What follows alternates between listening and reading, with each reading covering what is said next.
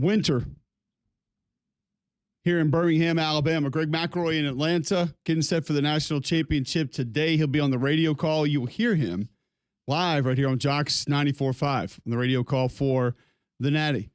Set the scene for us, G-Mac. You've been in Atlanta all weekend, kind of being around Media Day. Had your own podium for Media Day, and talking to coaches, players. What have you learned? What do you think a little bit differently about? What's the thought process over there in Atlanta for tonight's national championship game?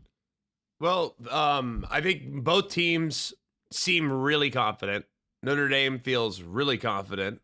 Ohio State, usually you could tell a little something in media days. I didn't get the sense that one team has some advantage mentally in this game, which is a little bit unique because sometimes I feel like I can draw a lot off of that. Super cold. Yesterday was super windy.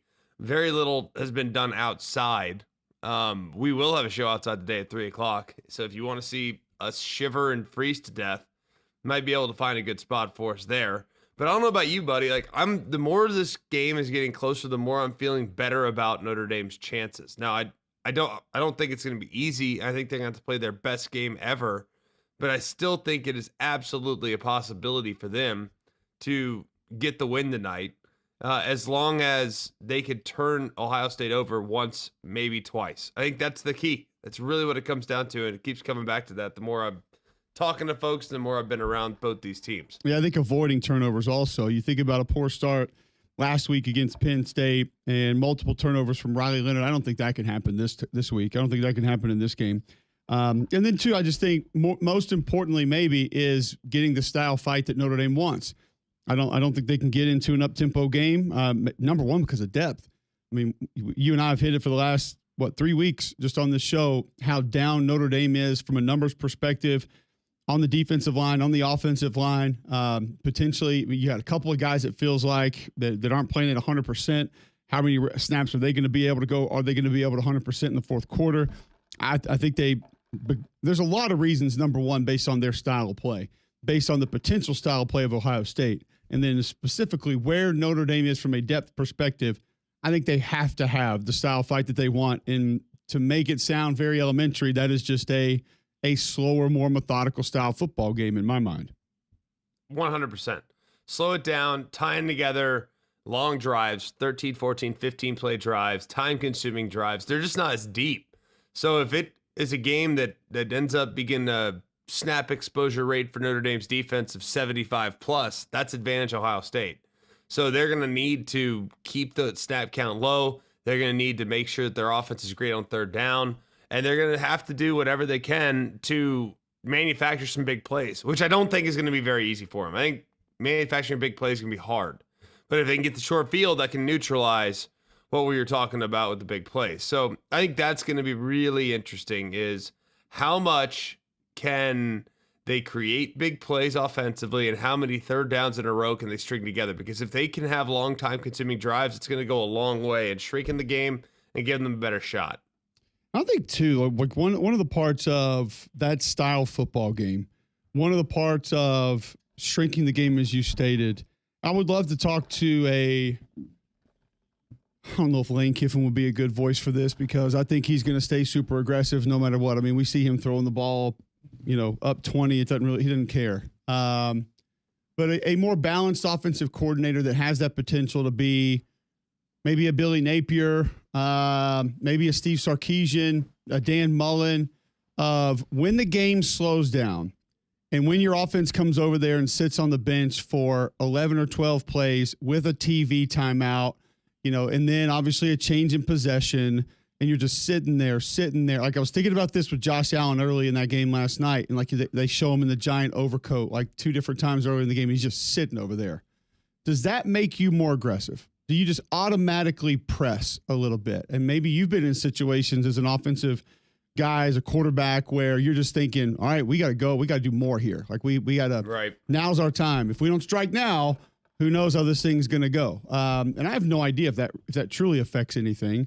I guess you could do some sort of a study of how offensive coordinators call plays after extended drives by the opposition. But I would just imagine that Chip Kelly maybe, and listen, he's called what, like 20 million plays in his life? I mean, I doubt it truly affects him that much, but inherently you would think that somebody might sit back and say, we better go. Like, we better get those points now because we don't know how many of these we're going to have.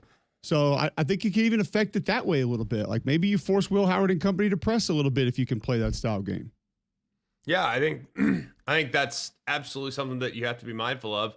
And anyone that has ever played against a triple option team, a la Army, Navy, Air Force, in the back of their mind is always, we might only get 6 or 7 possessions in this whole game, and that's really uncomfortable. You better get it when you're only going to play 6 or 7 possessions. Whereas in a normal game, when you're playing 15 possessions potentially, or 12 possessions, it's like, all right, a punt doesn't feel like a backbreaker, but it does sometimes when you might not get as many. Yeah. So that I think is something that you have to be mindful of. And that I think if all goes according to plan, that's exactly what Chip Kelly will be feeling if you're Notre Dame's coaching staff. Like they want them to feel the pressure of trying to create a big play and ultimately they throw them one.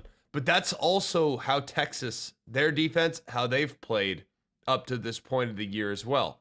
Like patient, squeeze them in the red zone, field condenses, they kick field goals.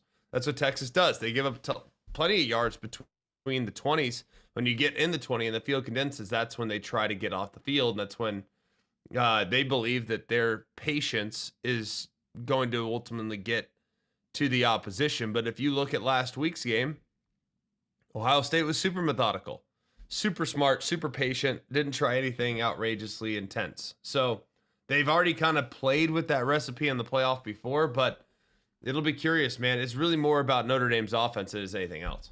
No, I would agree. All right, so I want to ask you this question, Greg, but there are a couple of questions about this game tonight that I want feedback on from the listeners. So feel free to call in 800-239-9569. I got a great show for you today. Ralph Russo, I want big picture thoughts on this, national thoughts on this game, what it means, who it means the most for, what coach needs it the most right now based on just kind of where they are, but not just where they are right now, but maybe where things may go. I think there's a lot of people that look at Ohio State and say, man, they're going to be in great shape. Like they're just going to be able to reload. They're going to be able to go spin again, bring extra guys in to be able to help. But as you and I have mentioned, you have to look at this in its totality. The amount of 4th and 5th year players inside that program, are you going to get that? Because there's a lot of leadership there. Like, who are the guys that have been making the massive plays? Yes, Jeremiah Smith the first 2 games, but we've seen Tyleik Williams inside wreck and shop. We've seen Jack Sawyer wreck and shop. We've seen G. Scott be big, not catching 20 balls, but he has a role that he plays that's important on this team. And you've seen some guys that have been around from a depth perspective, specifically on the offensive line, play a heavy role. Are you going to have that kind of veterans that's given Ohio State some depth where they desperately need it? Notre Dame, you could say a lot of the same things, but you could also say you've gotten some impact from some freshmen that you might not be able to get every year. They're going to be able to come in and help you in different ways and be different in certain places. And then obviously we know the Ryan Day stuff. Marcus Freeman, is this thing set up really and truly for Notre Dame to be in the mix, to be great, competing for titles? Or is this a one-off? Would love to hear from the listeners on that. At Mac and Cube, you can always tweet into the show. Text in 205-834-9450. Who do you want to win tonight? We've also got Paul Finebaum at 8. Had to move a little bit because of some TV that he's got today. Tyler James covers Notre Dame. He'll be with us at 9:20. Talk a little bit of depth chart, talk some overall depth, maybe style of play, what needs to happen for the Irish to get this win tonight. So a lot of national championship talk. It was a massive weekend of sports. We had great college basketball this weekend. We had, if you wonder sometimes why the NFL does ratings in the 20s on a regular basis, this weekend was your reason why. I mean, the most compelling, amazing. I mean, some of the individual plays in the NFL this weekend were just literally off the charts. So we'll talk some NFL today too. Championship Sunday is now set. One of my favorite days in all of sports. But this weekend, it was funny because I heard Van Pelt leading in that game Saturday saying this is the best weekend in sports. And I was like, really? And it's a good one. Divisional weekend, good. If you count Monday with today, Martin Luther King Day, obviously that would be a massive way to now do it with a national championship game to cap off the weekend on MLK Day on that Monday. But just a lot of thoughts, a lot of stuff that we want to get to, a lot to talk about. Is it a lot of the people that you've been around this weekend you feel like are starting to lean more towards Notre Dame or have more confidence in Notre Dame, or is it just the kind of what you've been hearing about the actual team and from the actual team? No, I haven't gotten to visit with the team much since yesterday morning. It was all closed off to practices, even though I feel like we're on Notre Dame's team. Haven't been with them the last few weeks. We've been with them a month. So, unfortunately, not allowed to go to practice, which would have been great. Unfortunately, though, they wanted it closed off, which I totally get. No problem whatsoever. But I think the more I talk to people, the more people are continuing to believe that there is a real path for Notre Dame. Spent 90 minutes on a show last night from about 8 to 9:30, and we hit it from every possible angle. Joey Galloway, Booger, myself, Kevin Nagandi, Stanford Steve, and every possible angle we hit it from. And all keep going back to 3 out of the 4 of us think it's going to be really close and competitive. And Booger's the only one that could see it getting sideways. Like, I just see too much fight in this Notre Dame team to anticipate it becoming a sideways type of event. Could they lose? Sure. Could they get blown out? It's always possible. Their margins are fairly thin. They're going to need to play a near perfect football game, but I don't know. Would you put it past them? Like, they rise to the occasion every chance they've gotten up to this point. We've said it time and time again during these playoffs. They feel like the it team, the team that has it, the team that just knows when to make a play, how to make a play. They have the guys to make a play in those spots. And sometimes, too, when you constrict teams into your style game, you force teams into being what they don't want to be. Let's go back to Georgia. What did they probably not want to be with a first-time starting quarterback right before the half? Probably a team who's in drop back and tackles who haven't been great in pass pro all year. Drop back 2-minute offense football team, right? Like, they probably maybe Bobo felt like we have to try to get points as much as we can because they were getting into that style game. They didn't want to live there, and that's where Notre Dame gets them. From a Penn State perspective, you were running the football. I feel like even though that was going the direction from a time perspective, possession perspective, Notre Dame wanted, but all of a sudden they find a way to put a little pressure on you, make your quarterback make some plays, and next thing you know, they're right back in it. Indiana, they just got them in their style fight, and all of a sudden they had to turn into a drop back team. They couldn't get open, and then the pressure got to them. So it's a fair point in that you could add more to what those teams aren't or don't want to be when you can get in that style game, and then you got a guy steps up, makes a play, and that's it. I think it's going to be an entertaining game. I think it's going to be fun tonight. We'll obviously pick it towards the end of the show. McElroy on the call, so he won't do that. But I do owe you an apology, and I'll text Steve here a little bit later. I did forget to flip over to your show at 5 o'clock yesterday. But in impressive fashion, I will say. My two boys, we had basketball yesterday at 4:50 and 5:20, back-to-back games.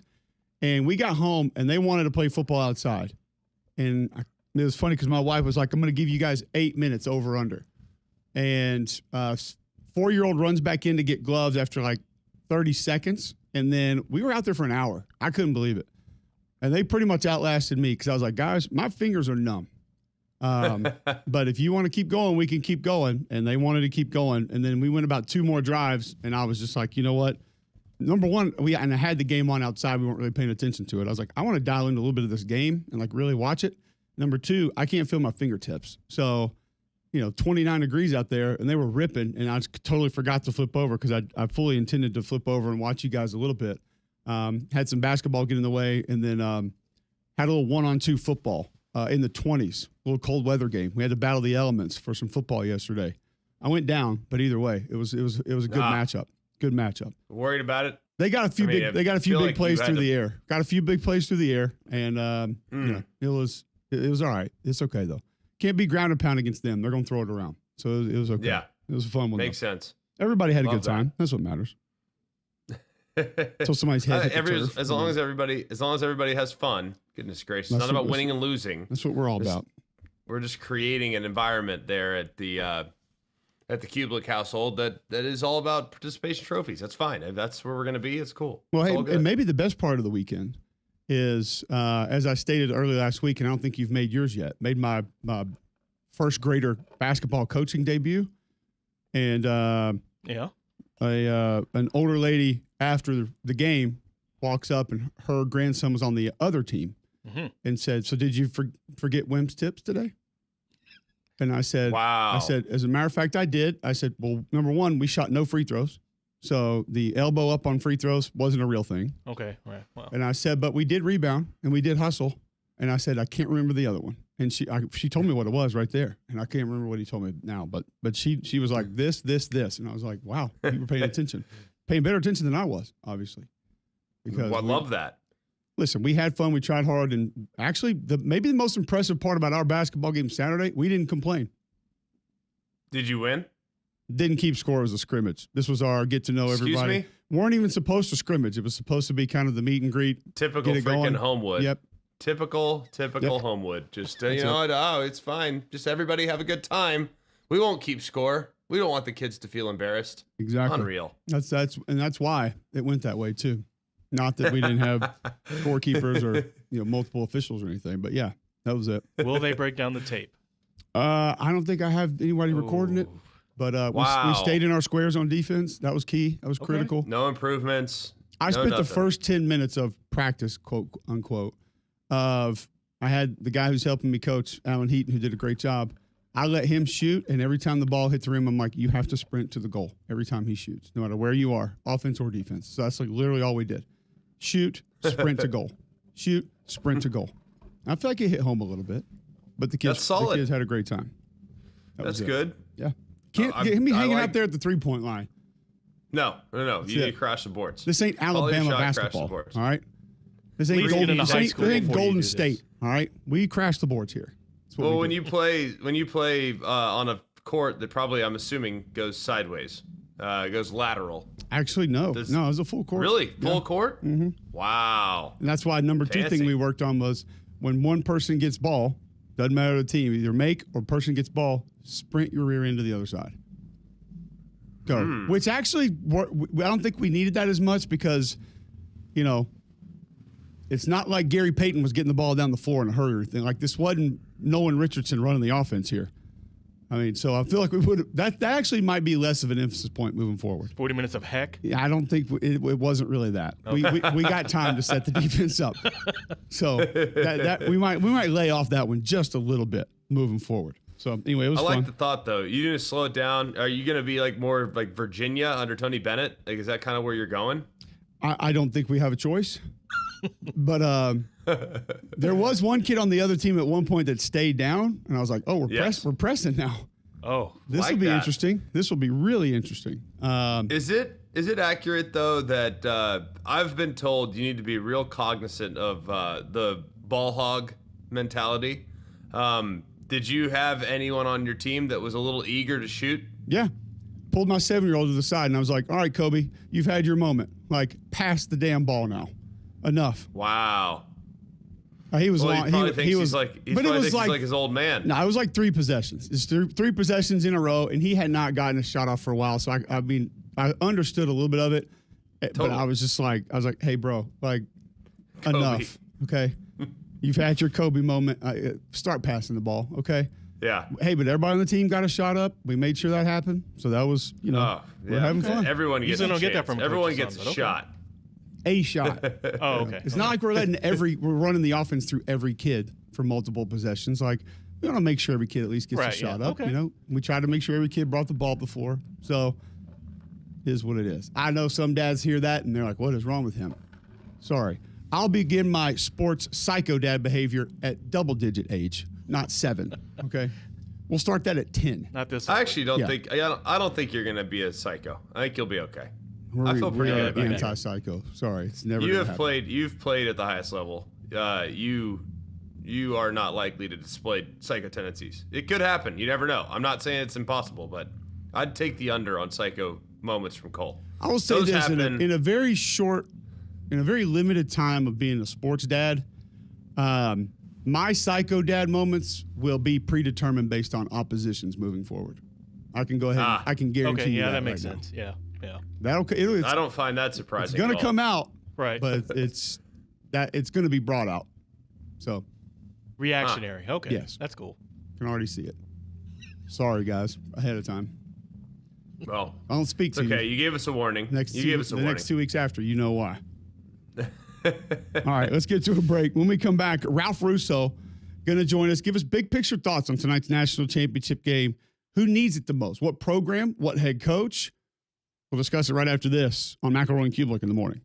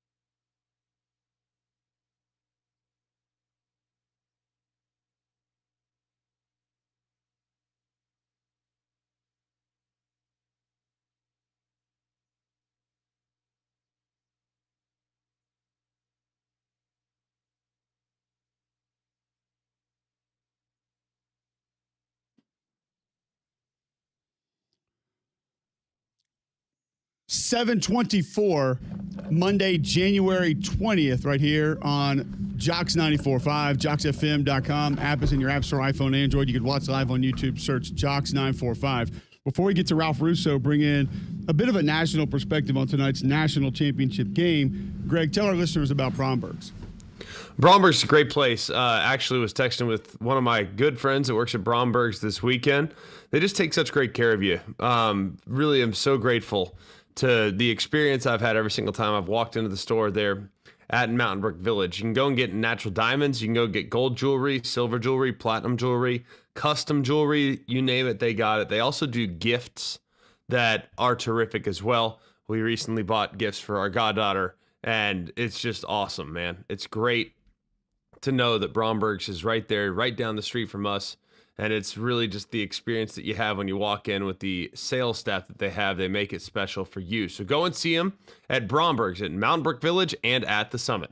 Ralph Russo, we've had him on the show plenty of times. You've heard him here before on McElroy and Cubelic in the morning in Atlanta covering the national championship game. And Ralph, a couple of sort of, I guess, big picture questions I have for this one tonight that I wanted to start with you is, which program needs this game the most, in your opinion?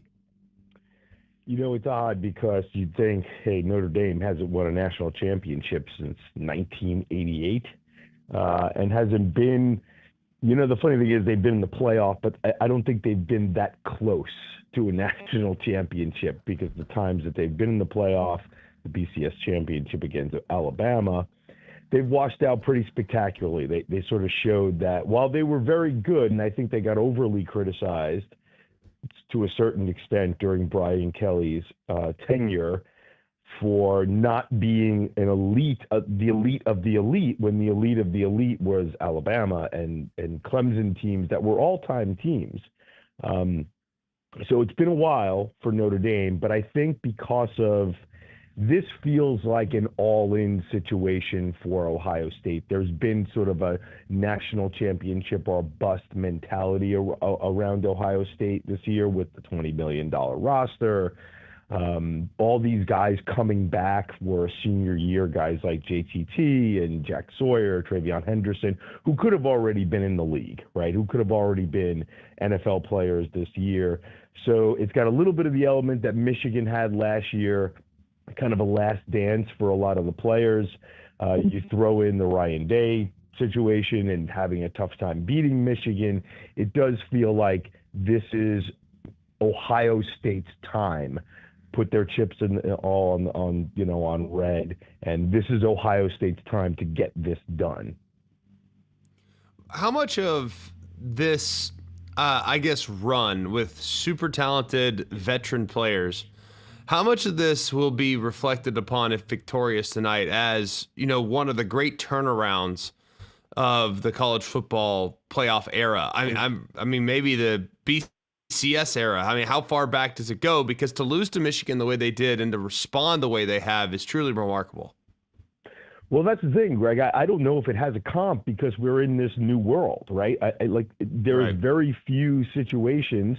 Now, plenty of teams that lost a game late in the season went on to win a national championship. I mean, 2017 Alabama lost the Iron Bowl, right? If I remember correctly, it was that year when they lost the Iron Bowl, still got in and ended up winning the national championship. So it happens. Maybe that was 2015. I'm getting my years confused there. No, but nonetheless, 17. You're right. Yeah, it was the 17 team. So it does happen. But in the 14 playoff structure, Ohio State's not in after losing to Michigan. And in past seasons, like, this team just is not getting in the playoff to have this great turnaround. So it's unprecedented, but mostly because we're in this new era where we have to sort of recalibrate our minds to understand that, like, you can absorb a loss or two, still get in, and make what is really, as you said, a pretty remarkable run. I mean, to think about the idea that Ohio State has beaten Tennessee, Oregon, and Texas, and now has to beat Notre Dame tonight to win a national championship. Listen, we can debate the merits of those teams, but those are four of the premier programs in college football for a long time, and to knock them all off in about a month to win a national championship, that's unprecedented. But of course, we're in a new era. That could be the case in a lot of years. So yes, this is something like we haven't seen before, thanks to the 12-team playoff. So I'll narrow that question just a little bit more from before, Ralph. Which head coach needs this win the most tonight? Yeah, I think those two questions are inextricably linked, right? It's Ryan Day. I think that there are still Ohio State fans who are, listen, I think he's probably won a fair amount of them back, but I still think there are a lot of them who are maybe in a little bit of fair weather mode, or maybe have begrudgingly come to his side and need to see him close the deal. And listen, there are still some. The Michigan game is so important, and that last Michigan loss was so stunning and brutal that maybe even if he wins tonight, they haven't fully been won over, right? He could lift a national championship trophy and have a 4-game losing streak to Michigan that some fans will look at and think is maybe not more important, but sort of balances out the national championship. Listen, Marcus Freeman's 3 years into a head coaching career. He has gotten Notre Dame here. It seems like the beginning for Marcus Freeman, right? He's 30. I think he just turned 39 a couple of weeks back. So this feels like I think for a lot of Notre Dame fans, the start of something great, the start of something greater. They've had really good under Brian Kelly. When they switched to Marcus Freeman, they were hoping, okay, he can take us that one last step forward that gets us to these games with a chance to win them, or even in some of these playoff games with a chance to win them. So I think there's a feeling that this is the beginning of a launch for Notre Dame under Freeman, while for Ryan Day, this feels a little bit more like a referendum still. It definitely feels that way. I do get the sense, though, that Marcus Freeman is already a star, but I'm honestly believing this, and people are like, no way, how can you say that? I think he could become the face of college football if victorious tonight. It could help propel him to a different stratosphere. Nick Saban is gone. Kirby Smart has won a lot of games, but there's something about the charismatic 39-year-old that has taken over a blue blood program that had not won a championship in 35 years. I just think that the sky's the limit for what he could become to our sport. How do you assess that thought process of where he could go in victory tonight? Yeah, I think that's a pretty fair assessment between, again, 39, certain charisma, certainly a handsome dude. I think that helps. That helps. Like, you can't deny that helps. Like, he's a good looking guy, big, strong, played at Ohio State. Like, he checks a lot of boxes as far as like real. I'm not saying he takes over for Deion Sanders on every commercial. Or Nick Saban on every commercial, but I could see him very much encroaching on shoes that I didn't think were possible to be filled this early in his career. Yeah, here's what I think. As you said, there is a void here with Saban. Kirby Smart's a great coach, but I just think his personality, he has not captured the imagination in the way Saban sort of has. And that's not a slight at Kirby. That just means that, there's something about him that hasn't been like embraced by the masses in a way that kind of makes him break containment of college football fandom. I think Freeman, his personality combined with Notre Dame. And that's the other part of this too. I wrote a couple of weeks ago a big column about how this Notre Dame team is likable. Notre Dame, the most polarizing team in college football history in many ways, with as many haters as it has fans, maybe twice as many haters as it has fans. Always been that team that people sort of roll their eyes at and think, oh, Notre Dame, they're so obnoxious, it's too much. And I think a big part of the likability of Notre Dame is simply Marcus Freeman being a guy with, again, like a certain sort of like cool charisma to a certain degree. Like, he's not over the top, speaks, it tends to always be pretty calm, even keeled, gets an interesting message across. Now, you're right. I mean, if you don't win a national championship, it's hard to step into that role. But I do think there's a bit of a void in college football when it comes to that face of the sport from coaches. And with a national championship at Notre Dame, a 39-year-old coach, I do think has a chance to step into that role. Again, being a guy who people seem to be drawn to as likable. Ralph Russo joining us on the Buyers Right Hotline, talking tonight's national championship game. Anything that has shifted your opinion on parts of this game, how this game might go, who you're maybe paying closer attention to, just being in Atlanta, talking to some of the teams, hearing from some of the players, coaches? I don't know if where I've been in this game since the semifinals has changed that much. I still find myself thinking from an X's and O's sort of a strategy standpoint. Notre Dame has this really good defense that likes to do that has gotten to this point doing one thing really well, and that is play aggressive man-to-man defense. That has not necessarily been a formula to stop the Buckeyes. You can do a whole bunch of, double coverage and, rolling coverage towards Jeremiah Smith, playing the way Notre Dame does, but Texas played a certain way, and that sort of bogged down Ohio State a little bit, kept them contained. Oregon and Tennessee played certain ways, and things got away from them. So Al Golden is a tremendous defensive coordinator. I think his defense is better than certainly Oregon and Tennessee's. I think Texas's defense is pretty darn good. That's probably an equivalent talent-wise, maybe even better talent-wise than Notre Dame's.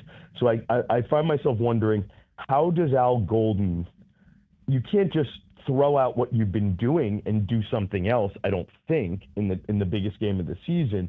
But how do you adapt what you do best to accommodate what probably is the thing that works best against holding down Ohio State? I think that's the most intriguing part of this game from sort of strategy, X's and O's standpoint. And my opinion hasn't necessarily changed on what they're going to do as much as that's what I'm interested to see. Yeah, understandable for sure. How many avenues to success does Notre Dame have, in your opinion? I think most of us believe that they absolutely can win, but I also get the sense in talking to a lot of folks this weekend that it needs to go a certain way. Do you see it similar to that? Yeah, I don't think you can get into an up and down deal here and expect to outscore Ohio State. I think that Ohio State defense, I've said this over and over. The Ohio State offense can be spectacular at times, but the Ohio State defense is the best part of this team. Those two edge rushers who are going to be late first round draft picks, and Caleb Downs is a phenomenal player. There's NFL talent at every level of the defense. So I think, I think they've only given up more than 20 points twice this season. Both times was to Oregon, and one time it was mostly garbage time that Oregon got to that point. We saw how they shut down Texas. So this is not an explosive Notre Dame offense with a limited passing game. To assume that they're going to get into the mid to high 20s, 30s probably is a stretch. So that means this game's going to have to be relatively low scoring. A couple of special teams plays, which Notre Dame has been great at. Their special teams has been phenomenal. So can they make a game-changing, game-altering special teams play to steal a possession here or there, or to just tip the balance of the way this is going? So yes, there's definitely a path for Notre Dame. Notre Dame has been really good at winning in the margins. Can they play a game that allows them to win in the margins? Great thoughts there. Ralph, thank you for joining us. Really do appreciate it. Enjoy the game. Stay warm over there in Atlanta, and I look forward to catching up with you again soon. Yeah, thanks, guys. Enjoy it. There you go. Ralph Russo, one of the best, covers college football on a national level. Wanted to get his perspective on just what he wants to see, what he needs to see, who he thinks needs this game more. And I do think from a program perspective and a head coach perspective, most of those answers are going to be very different. Ralph covers college football for The Athletic, formerly of the Associated Press, and with us there on the Buyers Right hotline. So a lot to get to from tonight. Your feedback welcome throughout the course of the show today.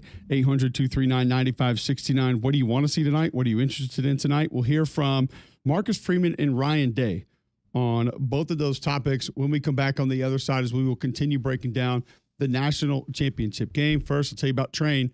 We're in the middle of flu season. Make your home healthier with Train's Clean Effects Home Air Cleaner. Removes up to 99.9% of airborne particles, including those that cause virus, 100 times more effective than standard air filters, 8 times more effective than HEPA room filters. Find a dealer near you at train.com. Back with more Mac and Cube and our thoughts on what head coach, what program needs this win the most tonight. Next on Jocks 94.5.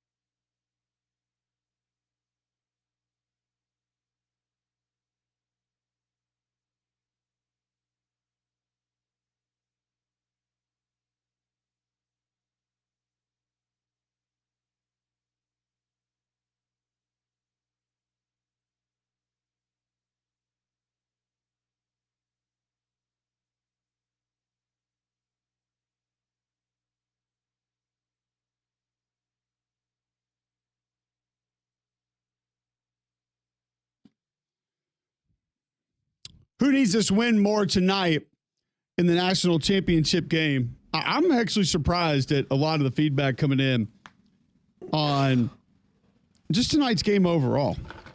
Just if there's a lot of people that, and listen, I think that this is probably a little bit of just talk via social media, but a lot of folks that, not interested.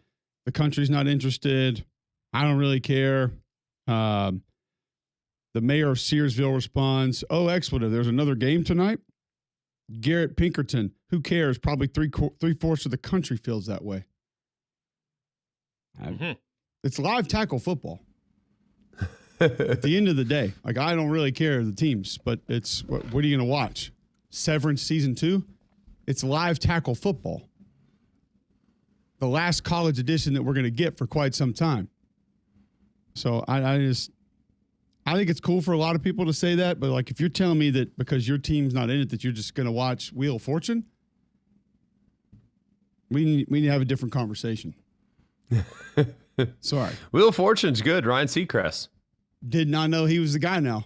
I didn't either until the other day. I hadn't seen the tape on Wheel of Fortune in a long time. But yeah. Let me tell you, I don't understand those that say, I'm not watching. I don't like it. I could care less. Dude, it's college football. It's the last college football game of the year. You're not going to have it for 8 months. Really? Come on. It doesn't make you cool by saying you're going to boycott the game. You're not cool for that. You're not. I'm sorry. You're not. That doesn't make you cool, pal. And if you're not watching this year, I'm pretty sure you didn't watch last year because at least these teams are bigger brands than what we got last year, or at least one of them. Maybe it's just because in a lot of the country, these are two of the more unlikable teams. People like to say that. I'm not real sure. But I'll be tuned in. I'll be watching. Also, my friends at Royal Automotive want to help you experience how car buying should be. 4 Royal-owned dealerships in one location. Selection, savings, unmatched. Royal, the only place to find over 20 unique truck and SUV options in one spot. 0% for 60 months is back on select Volkswagen Tiguan models. Get up to $10,000 off select 2025 GMC Sierra models, or sign and drive select Volvo XC40, XC60, XC90 models with 0 down, 0 due at signing, and 0 for your first payment. Go see my friends at Royal now. They're going to help you get the best deal available. All offers valid through January 31st. Certain restrictions apply. Royal Buick GMC, Royal Volkswagen, Royal Automart, Volvo Cars of Vestavia Hills, all at the corner of I-65 and Highway 31 of Vestavia. Online at royalautomotive.net. Make Royal your first and last stop when car shopping. Remember, for every ride, there's Royal. We will discuss who this is most important for in our next hour, but when we come back, top 3 right after this on Mac and Cube in the morning.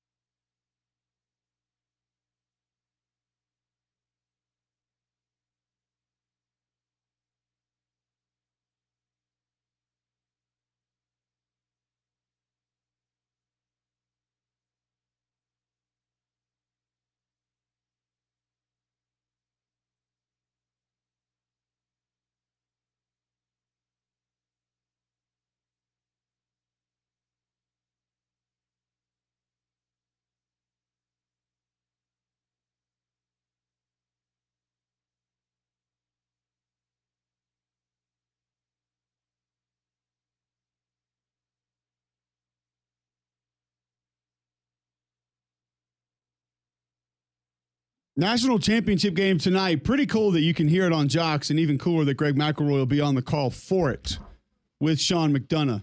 Ian Fitzsimmons with you guys. Who else is the other sideline? Katie George. Katie George. And then, is it Molly and Laura on TV? Molly and Holly. Molly and Holly. The Ollies on sideline for the national championship game on TV tonight. Yes, got that going. All right, so you can hear Greg tonight on Jocks if you're riding around and need to tune in for the national championship game. We get to our top 3 at this time each and every day. Damian, what do you have on tap today? Well, on Mondays we go to the NFL. It was an exciting weekend in the divisional round. I got things started up on Saturday with the Kansas City Chiefs knocking off the Houston Texans 23-14. And this is what it sounded like as Travis Kelce on the receiving end of a Patrick Mahomes pass, an 11-yard touchdown to pretty much wrap it up for the Kansas City Chiefs. Mahomes steps up, throws, and he got it. Touchdown, Kelce. Yeah, and there was another game on Saturday. I don't really know what happened. I don't think I got a chance to see that one. I think it was the Lions and Commanders. You didn't know they lost big. They lost horribly. Jared Goff was awful. You didn't watch it? Wow. If I got hit that hard, I'd probably be awful too. Got knocked in outer space. Block of the year, by the way. When quarterbacks throw interceptions, they become the hunted, I guess you would say. But yes, hold on, let me go back to Kansas City real quick because the yards after catch for Kelce were massive, and I think there are a lot of people that just feel like he's been checked out. He's not the same, and he proves he can still be that dude. 7 for 117, 9th playoff game over 100 yards, 20th touchdown reception in the playoff. He's 2 away from Jerry Rice now. So yeah, massive day for Kelce, and that's going to be a problem. Man, he put himself there saying, better be ready to deal with it, Buffalo. Yeah, and I'm telling you, man, like the Kansas City Chiefs, no matter how they look in the regular season, you just can't, they just find ways to get it done. I mean, if you're CJ Stroud, you're sitting there looking like, what else can I do? Like, what else can we do? Well, you could draft offensive lineman, number one, because he didn't have over a second and a half to throw a pass in that entire game. The pressure was insane. There was zero protection from the entire game. He got knocked around screen passes knocking him on his rear end. You got to have some sort of protection for your guy. That's it. I mean, that's end of the day. It'd be very helpful. 2 plays of protection would be nice. It'd be really nice if we could just keep this thing going, You can say what you want about it, but Commanders Lions had literally everything you could ever ask for. Yeah. I mean, you got a receiver with his face covered up. He can't see the ball, making a catch. Jaden Daniels. I mean, Jaden Daniels just doing everything, leaving the pocket, picking up first downs, completing passes, short passes, deep passes. I mean, that game, interceptions, kick returns, it was literally just, you could not turn away. It was one of the most exciting games I've seen in a long time, just because it was so back and forth. It was. And how about Johnson, the offensive coordinator for the Lions, the toss to the shovel pass? I had never seen that before. It was just, his creativity offensively is just insane. But then, of course, Jared Goff throws 3 interceptions. And that wasn't great, but Jaden Daniels, 14 wins, including the playoffs. That's tied for the most by a rookie quarterback in NFL history. He's a dude. How many rookie quarterbacks do you guys think have started a conference championship game? 3? Oh. 1? Dan Marino? Started a conference championship game? Or Elway? Brock Purdy. Roethlisberger? Mark Sanchez. Joe Flacco. Ben Roethlisberger. Jaden Daniels. And the Sean King. Oh. Really? Those are your rookie quarterbacks all time to start a conference championship game. That's absolutely insane. And not the one from Twitter. The one from Tulane. Oh, right. Yeah. Yes. Okay. Wow. Roll away, baby. But finishing up on Sunday, we had 2 exciting matchups in the divisional round as well. Play number 2 comes from the Bills and Ravens as the Buffalo Bills knocked off the Baltimore Ravens 27-25. And the play that will forever live in Baltimore infamy. Mark Andrews, after a miraculous play by Lamar Jackson to Isaiah Likely, comes down to a 2-point conversion to tie it up, and it sounds like this. Gonna roll, flip it, got it. Oh, the ball was dropped. He had the 2-point conversion in his hands. Yeah, and then it was on drop or bad throw. Man, he's getting paid millions, dog. That's a drop, Greg. That's a drop. It's a drop. It's a drop. I'm not saying it's not a drop. Was the throw good? It doesn't matter. It don't Catch matter. The the answer ball. is no. It's back hip. Throw it. You're the MVP. Throw it on his upfield number and let him turn in and Who score. did we just say this on? Drew Aller. Yeah, it's Penn State. Was it Yeah, Singleton? that throw was worse than this one. Yeah, Still that though, throw I was like, worse. you got to catch the ball. And I It's remember in his Greg's hands, he was like 7 inches off back hip. He's gonna catch the ball. That's Dude, it. back hip's tough. Dude, I'm not Lamar saying it's guided easy. it out there. Greg, Lamar we have guided it guys out catching there. the balls with literally their fingertips and defenders draped on them doing Thank you. 360s in the air. The gloves are too good. Who's a better player? Catch Who's a better the player? ball. Mark Andrews or Lamar Jackson? Who's a better player? Oh my God. Come on. Listen, man. Answer the I question. absolutely hate this for Mark Andrews because I think he's a Hall of Famer. I think he's Yeah. I He's a think good he's player. the most underrated tight end potentially all time. The guy's awesome. Gotta and catch and people that. are going to remember great. this. It's in his. It's like it's right. It's in his. It's on his like front of his hip. It's not even. It's not. And you're right. The Drew Aller throw was definitely lower and more behind. But you catch this football, like that's you catch the He's ball. getting paid $14 million, dog. Lamar's getting paid 50. Lamar's a better player is the answer. Fair. Lamar is a far better player. All right. Well, then how about So- this? Call a play where you can just run it in.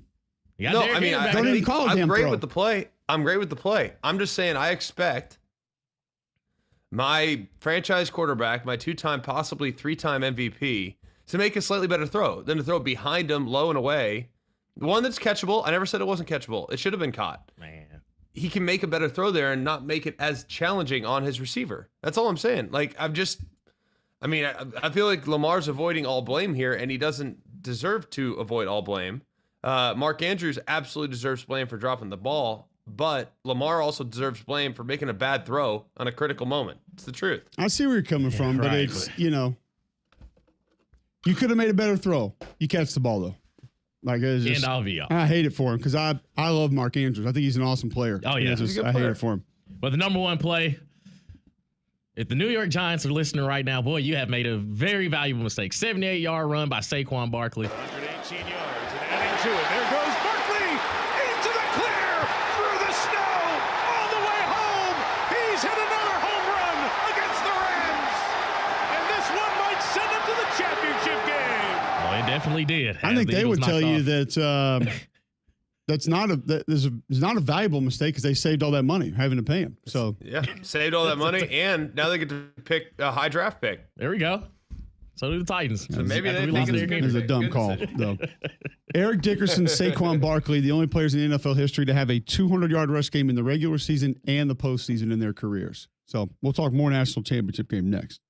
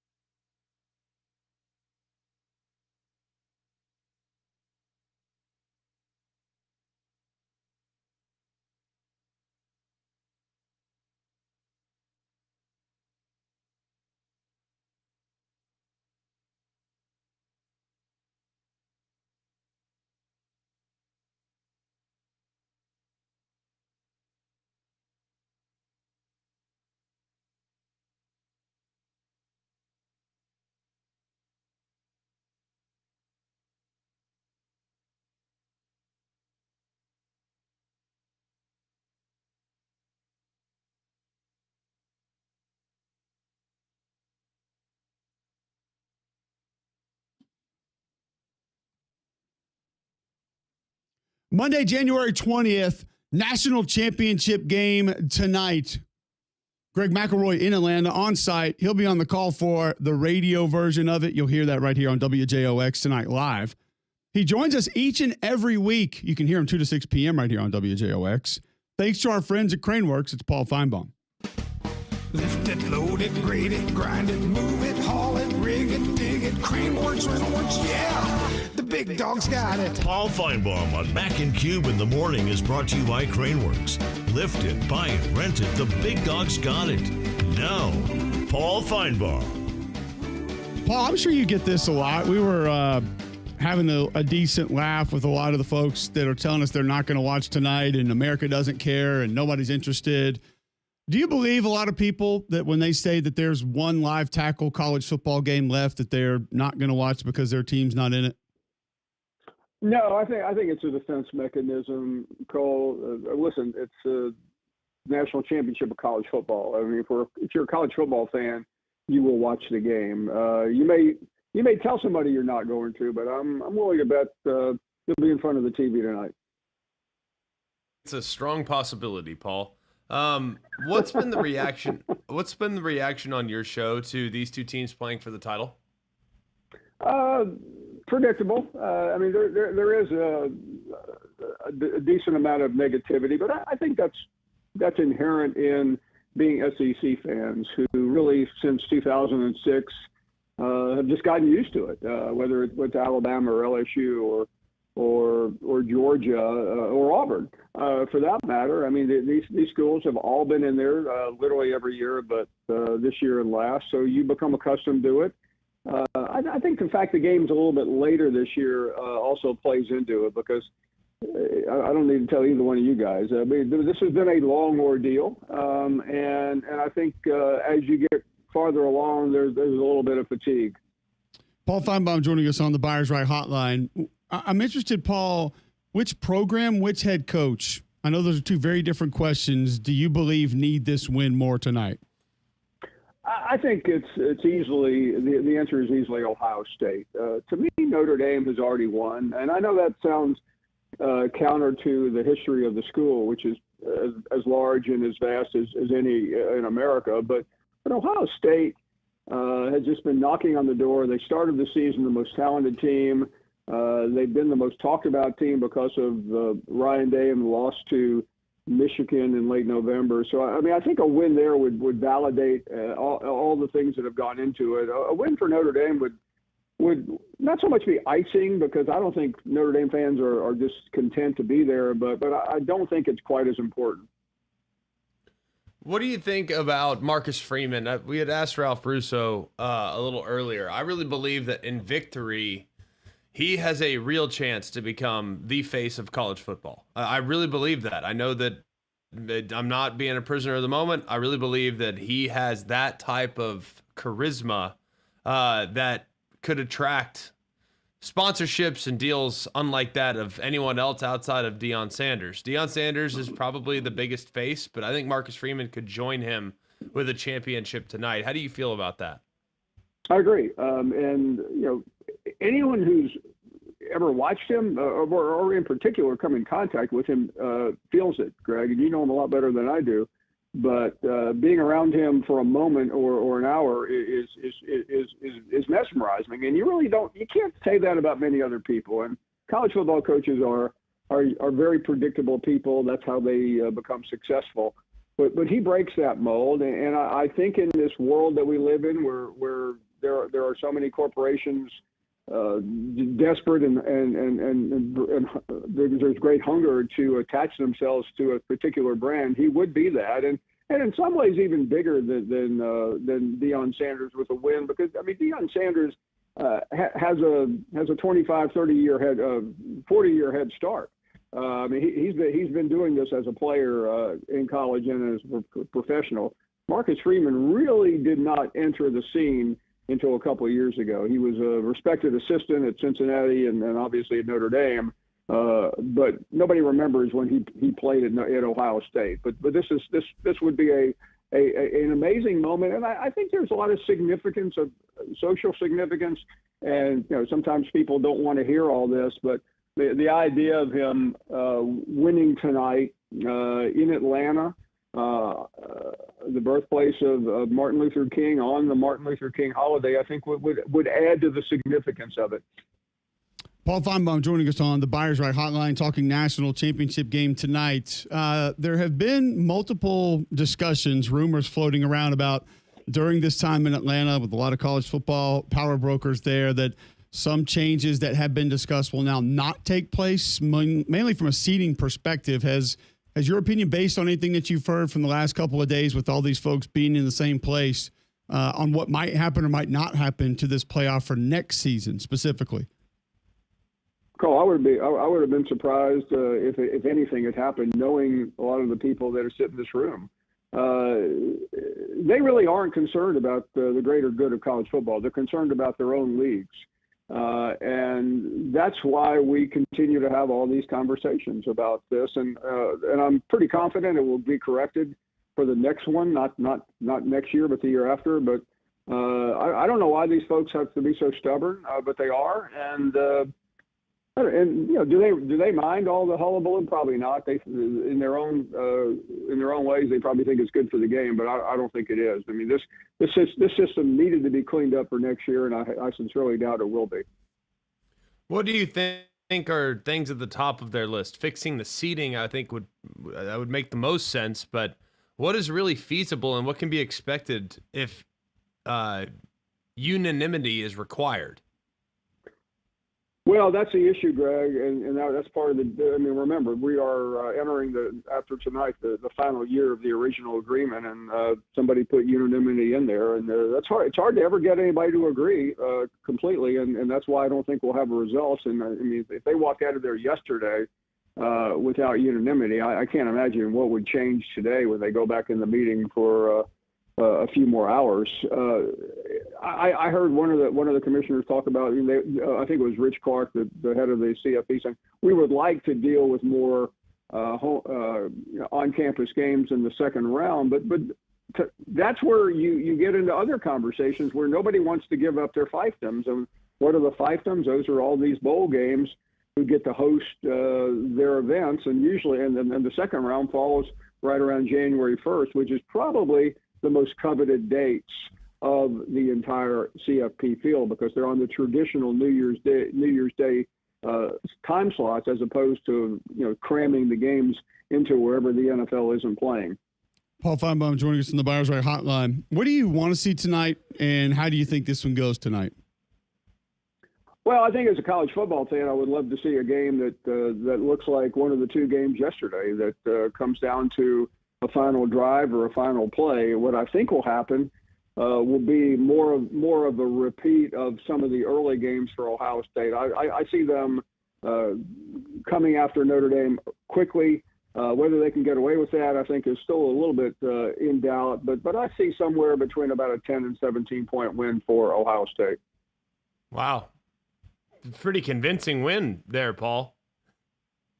Yeah, I like Notre Dame a lot, Greg, and you've seen them quite a few times during this playoffs, but I just think ultimately they don't have the ability to manufacture enough points, and I think Ohio State can do that easily.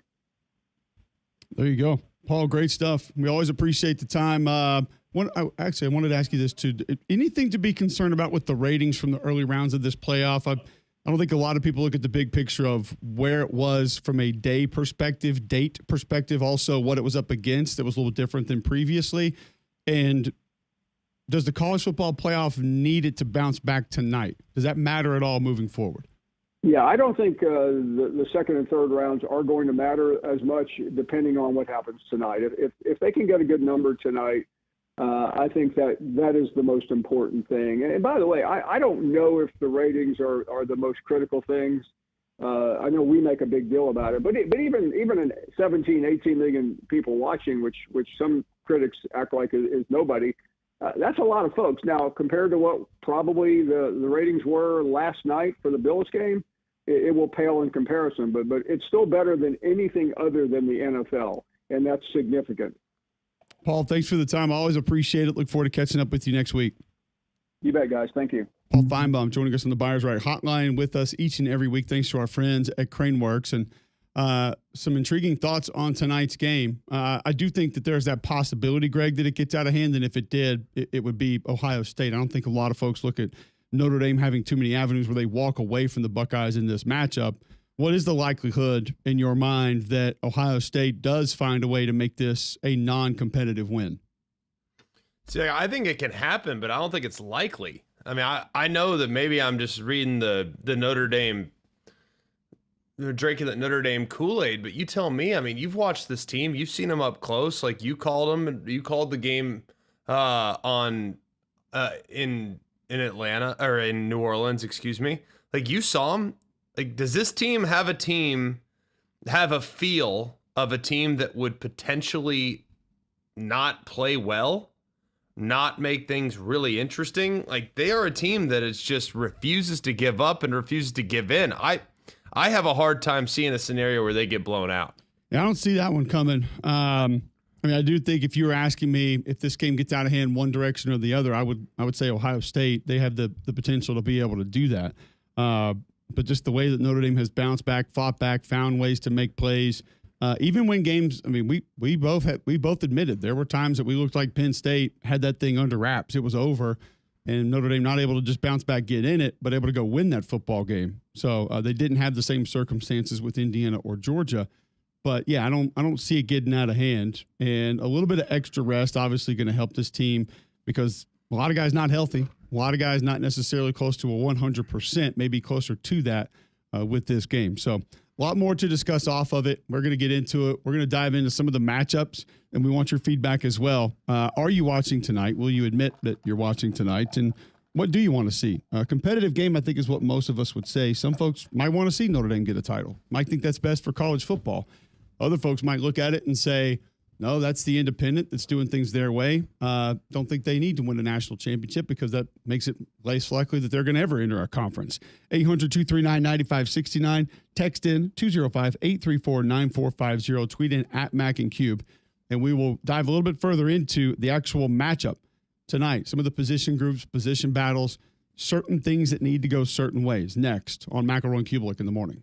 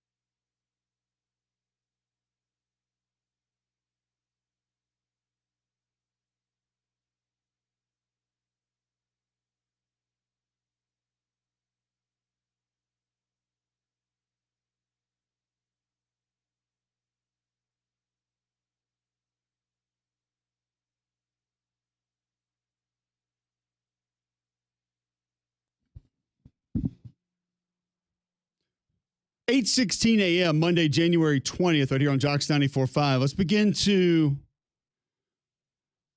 look at this game. Begin to break down Ohio State and Notre Dame tonight, just kind of how we think it might go, how we think it could go. Both of us having a little bit of extra time over the weekend to kind of look at this game, look at these teams. It was interesting, Craig, that you said you are beginning to gain some confidence in Notre Dame, leaning heavier into Notre Dame, making this game competitive, potentially winning this game. I think I've gone the other direction over the weekend, and maybe I was just a little more confident with Notre Dame early on. Very concerned with things up front, and that's not just the defensive line of Ohio State. I think a lot of people focus in on, all right, if you can shut down, JT and Jack Sawyer, Ty Hamilton, Tyleik Williams, like a Notre Dame's offensive line might be able to handle this, they'll be okay. I think you really do have to take into consideration Cody Simon and Sonny Styles. And then you and I had a small conversation about Caleb Downs last week. I think he is one of the biggest keys to this game. You and I talked about it a little bit actually later in the day on Friday when I was watching a couple of things just about his usage and specifically his alignment. And there were a couple of plays against Texas that they just missed things. And I think it was where Caleb Downs was, how he was playing, where he was aligned that kind of forced that. And that's gonna bring some confusion. Are you counting him in the box? Are you counting him as a linebacker? Are you counting him in coverage? Because he can sort of line up as that apex linebacker in a 4-3 as the Mike backer. And my understanding is that, talking to some folks, Texas tried to count him as that the majority of the time when they played him. Are you going to count him in man coverage when he moves with a player in motion? Are you going to count him as a traditional safety? That can get complicated. And if you're not on point with that, I mean, Ohio State can have you from the get-go. They can have you from the snap. It doesn't really matter who's making plays. They've already made you wrong. Well, I think that's going to be really interesting. How do you identify him? This is not a game that's overwhelmingly complex on either side with some of the alignment stuff. I mean, neither team is outrageously exotic. But Ohio State and how they've kind of structured their defense all year is pretty simple. Like their third down stuff, okay, they have a few things that get a little dicey on third down. But on first and second down, it's pretty obvious how things are going to all kind of go. It's all right, that guy's down. These two are the guys that are accounted for in the protection. You might get a 5-man pressure, but it's nothing exotic. But it's really about Caleb Downs, and he is such an eraser.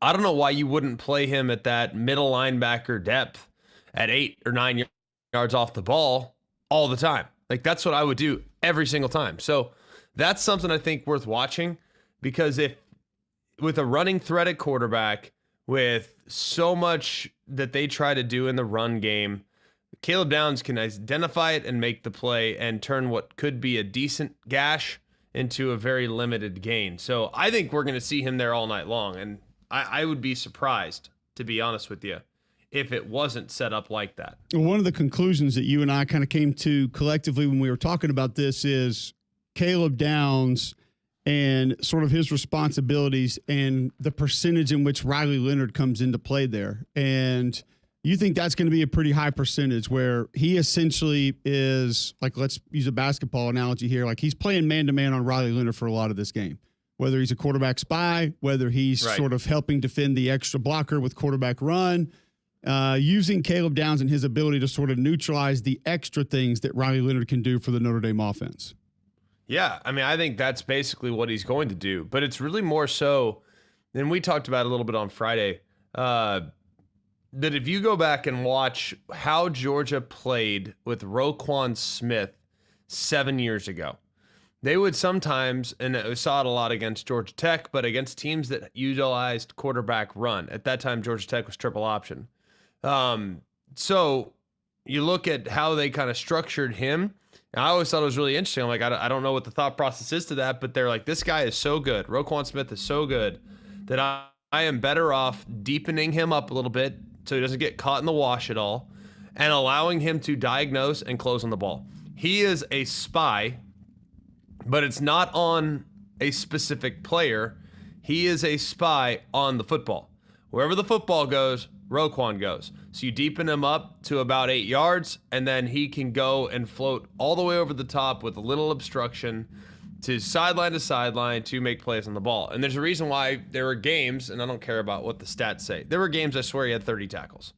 I mean, seriously, it was unbelievable. So I think that's how Caleb Downs is probably going to line up today, knowing some of the things that Notre Dame can do on a down and down out basis. But the way you counter that is you run right at him. And if he's going to play it 8 yards deep, fine. We'll get 3 or 4 yards of pop on the ground, avoid long yard situation, then it all just becomes about converting on third down. And that would become more advantageous from a play action perspective, correct? Like if you can really get him leaning into, okay, I got to defend the run, I've got to take this away. That's where, and it wouldn't even have to be shot plays, but just play action opening some things up down the field, even if it's intermediate, 10, 15 yards down the middle of the field, or things on the outside. Because you're not going to have him in coverage, assisting with doing different things.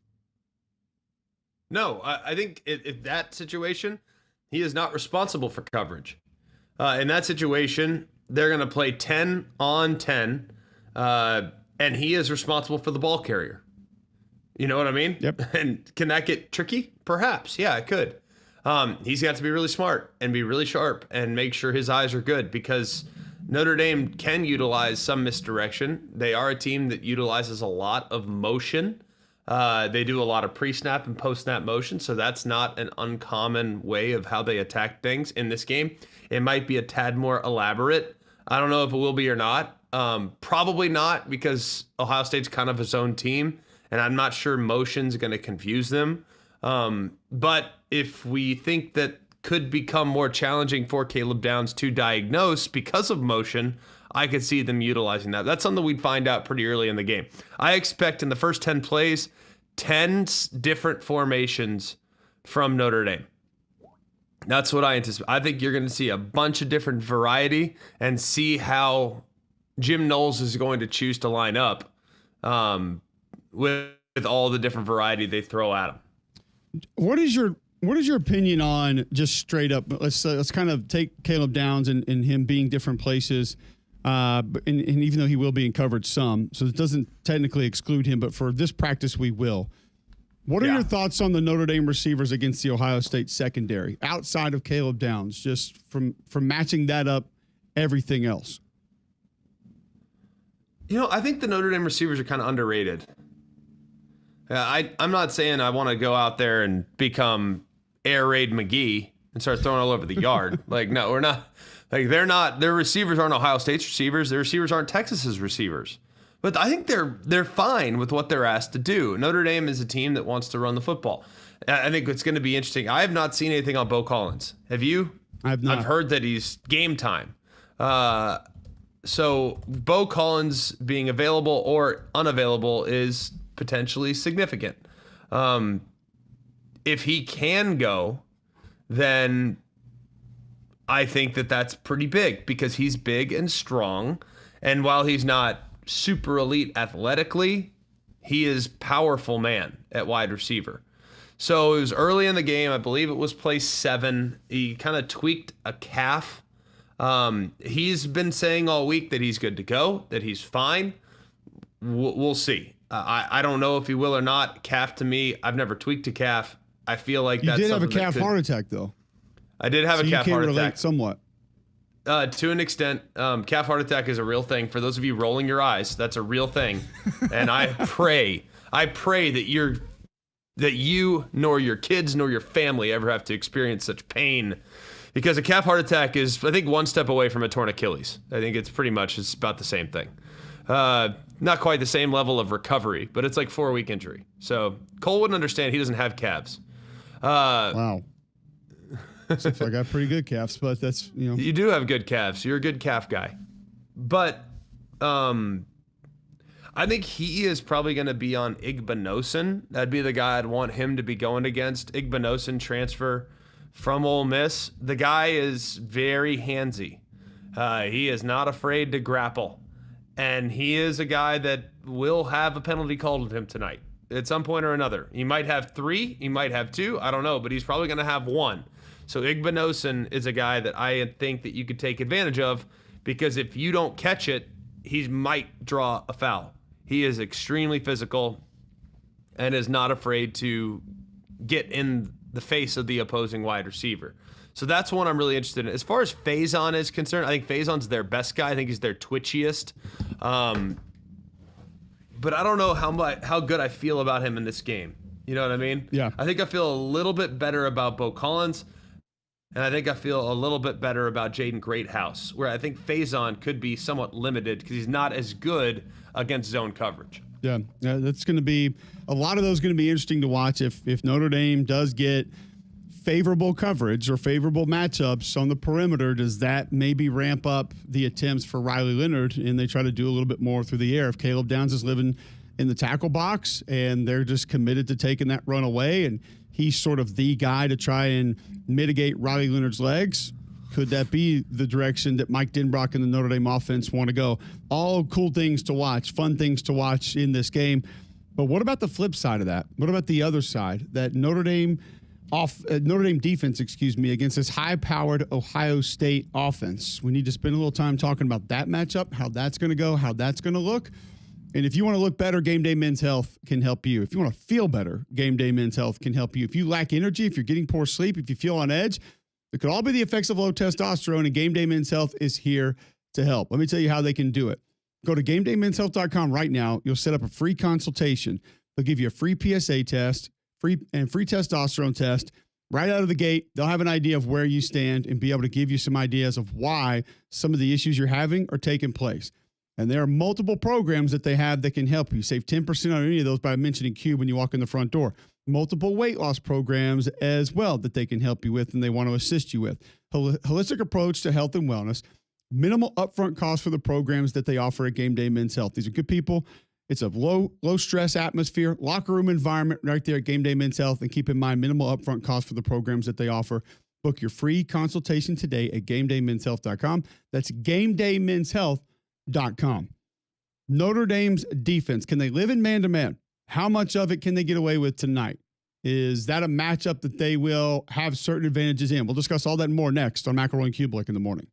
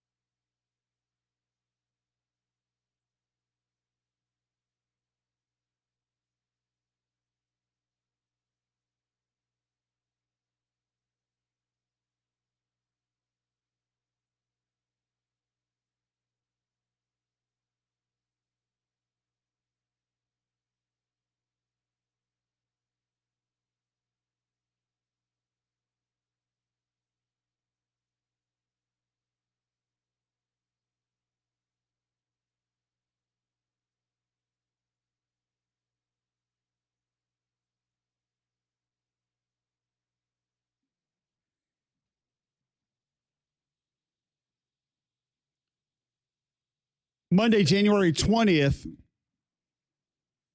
Pretty big day. MLK Day, inauguration today, national championship game tonight. According to the internet, it's also Ice Cube Day. I'm down with that. Today, allegedly, the song "It Was a Good Day" took place on today. If you go through all the stuff that happened. Did he have like a DeLorean with a flux capacitor and he knew that today was going to be that day? Well, I don't know about today, but it was today 30 years ago? Well, maybe not the date of January 20th, sometime in 88, 89, something like that. Was that 88? It may have been early 90s, sometime right around then. No, the song came out later, but he was referencing that day from before. Gotcha. Allegedly, yes. Okay. Wow. That's all right. If you go back and look at the day where like LA didn't have smog, the Lakers beat the Supersonics the night before, Yo MTV Raps was on, it all coalesces like January 20th, 90. Predator released in 92. So, but yeah, a couple of years prior. The fact that somebody actually went back and looked at all those things. By the way, what did they go back and look at the Farmer's Almanac, the days that LA didn't have smog? About had to, yeah. The air quality reports. Well, I feel like LA has definitely had a lot of smog like over the course of time, but I don't know that smog like usually goes away by midday, like that burns off in some cases. Like, so I don't know, like how are they know, like if a day has smog, did it have smog the whole day? Like, I don't know. What do you think? Yeah, I don't think it doesn't often stick around the entire time, right? No. I also don't have a Winsipedia for the NBA to get an all-time head-to-head record for the Lakers and Supersonics. So I was just interested in how many. I imagine the Lakers dominated that series. But I mean, you did have the Gary Payton, Sean Kemp, Detlef Schrempf era of when they were a pretty good team. But Lakers had really good teams in that era. So, allegedly, 92. January 20th, 1992. All right. Well, hopefully today will be a good day for everybody. Whatever it's going to take today for your day to be good. Detlef Schrempf could pop the three. I mean, that was an underrated draw. Like Detlef Schrempf had like a reoccurring cameo on the show Parks and Rec. Do you remember this, Saber? Oh yeah. I've never seen that show, but go ahead. Yeah. It's a good. I mean, it's like the writers. It's a really good show because it's kind of tongue in cheek comedy. Like, it's a good show. It's really funny. And he had like a reoccurring character, like when they could only afford like one celebrity and they'd bring in like Detlef Schrempf. Yeah. It's like they could get Detlef Schrempf like 3-4 times. They got Chris Bosh for like a second and a half. Okay. Yeah. It's pretty good, but I hadn't even thought about Detlef Schrempf since that show. And that was like, 10 years ago since I watched it, maybe more. I don't know. Hilarious. Yeah. Dale Ellis. They had X-Men, Xavier McDaniel. He was a big on those teams, I believe. Let's see, 88, 89 Seattle Supersonics. That would have been Bernie Bickerstaff, the head coach. Oh, BB. 47-35. That was good enough to be third in the Pacific Division for the Supersonics. Pac-10? Yeah, basically. Pretty much. Gotcha. Yep. So that was your leading scorer was Dale Ellis, by the way. Averaging, where's the PPG that he had in this one? I can't find it. But 2,253 points. Xavier McDaniel would have been second with 1,677 points. No Detlef Schrempf on that team, though. Avery Johnson was on that team. Avery Johnson, let's go. That's why today was a good day. Exactly. That's why today was a good day. I caught Avery doing an interview in a Patriot League basketball game over the weekend. Yeah. Randomly. Just he's doing games. Like I know. I've seen him. It's like the Horizon League though. I was like, wait, I know that voice. Hold on. It's like A10 Horizon League. It's all over the place. Like it's on CBS. I think it's CBS Sports. Yeah, CBS Sports stuff. Yeah. So I've heard him a bunch. All right, so I'm like, I know that voice. Exactly. I know that voice from anywhere. You cannot miss that one. Let's go to let's go into the Notre Dame defense and everything that a lot of people want to talk about, Greg. So much being made about man-to-man. Speaking of man-to-man, can Notre Dame live there? Does Al Golden even want to try to live there in this game against this group of wide receivers. It's been so funny, like how many people are like hanging on that topic and storyline, which I think it's really important, but I don't think it's exclusively the most important thing because they're going to be in man. Like tell me this, answer me this, Cole. Let's just say you were a man blocking unit at Auburn. All right. Just all y'all did was gap trap, did no zone. Okay. So all of a sudden, your offensive line coach walks in and says, guys, I got to be honest with you. We can't block these guys one-on-one. So I know we've won 14 of the last 15 games. I know we're on a 13-game winning streak. I know we've been rolling. And the big reason why is because of our coverage and how we've been able to man block up to this point, but we can't block these guys. So we're going to need to go to zone scheme here in 12 days and now completely change who we are. Like, what message does that send? Okay, this is interesting that you bring this up. I have an intriguing analogy for you here. Yeah. John, you can play your little throwback music, whatever that is, if you want. By the way, Molly's going to be really excited. The Nebraska Choir's performing at Capitol Hill right now with their little Nebraska scarves on. It's cute. It's a cute look. The year was 1997, I believe. Okay. Are you a freshman? Soft redshirt freshman. Redshirt freshman. We had a bye before we played Georgia. Yeah. And I vividly remember we studied Denver in the offseason because Coach Trickett wanted to put in more zone scheme stuff. I don't know if Jimbo was adverse to it or didn't like it, didn't want to do it. Maybe Coach Bowden just thought we don't have time to become that. But I remember Rick was like, this is what we need to be doing. We need to be running this. Look at these guys. Mark Slayer's just rolling people over here. And like, God, if we could just do this. But then it would show us the Cowboys doing it, and it's like it didn't matter what they ran because Larry Allen was just throwing people. Like it did. Yes. I mean, they could have said, "Hey guys, just block whoever you want." Watch number 73 on this play. Cubelic, why can't you play more like 73? Come on, Victor. Look at Eric Williams and his pass set. Why can't you do that? Yeah. I mean, one of you guys could at least move a little bit like Mark Stepnowski. That's where I was going to go, Greg. He was like, look at this Stepnowski guy. He weighs 240 pounds, and he's doing this to these guys. And we were just like, stop it. It's not 240. He looks 240 because Nate Newton's 380 is why he looks 240. Nonetheless. Nate Newton, 380 might have been after a good day in the sauna for Nate Newton at that point of his career. So we had the week off, and we actually put in a stretch play, and we put in like single back counter. DeMontre was our running back, and he was a freshman, and we put in single back stretch play. I believe it was out of 2 tight ends. So we had not run that formation all year, and we had not run outside zone all year. And then we obviously put the counter in off of that to give the look of stretch, and then you counter back the other way, which would have been gap scheme. And we absolutely gashed Georgia with it. We had 2 weeks to work on it, 2 weeks to get better at it. But, we didn't put in, to your point, we didn't put in inside zone, outside zone, mid zone, running out all these different formations. I mean, it was literally like 2 tight end, 12 personnel, single back, outside zone, and then same formation counter off of that. So it wasn't the entire offense, but those were the 2 plays that we hit the most. And, I mean, Georgia had an amazing team that year, and we ran all over them.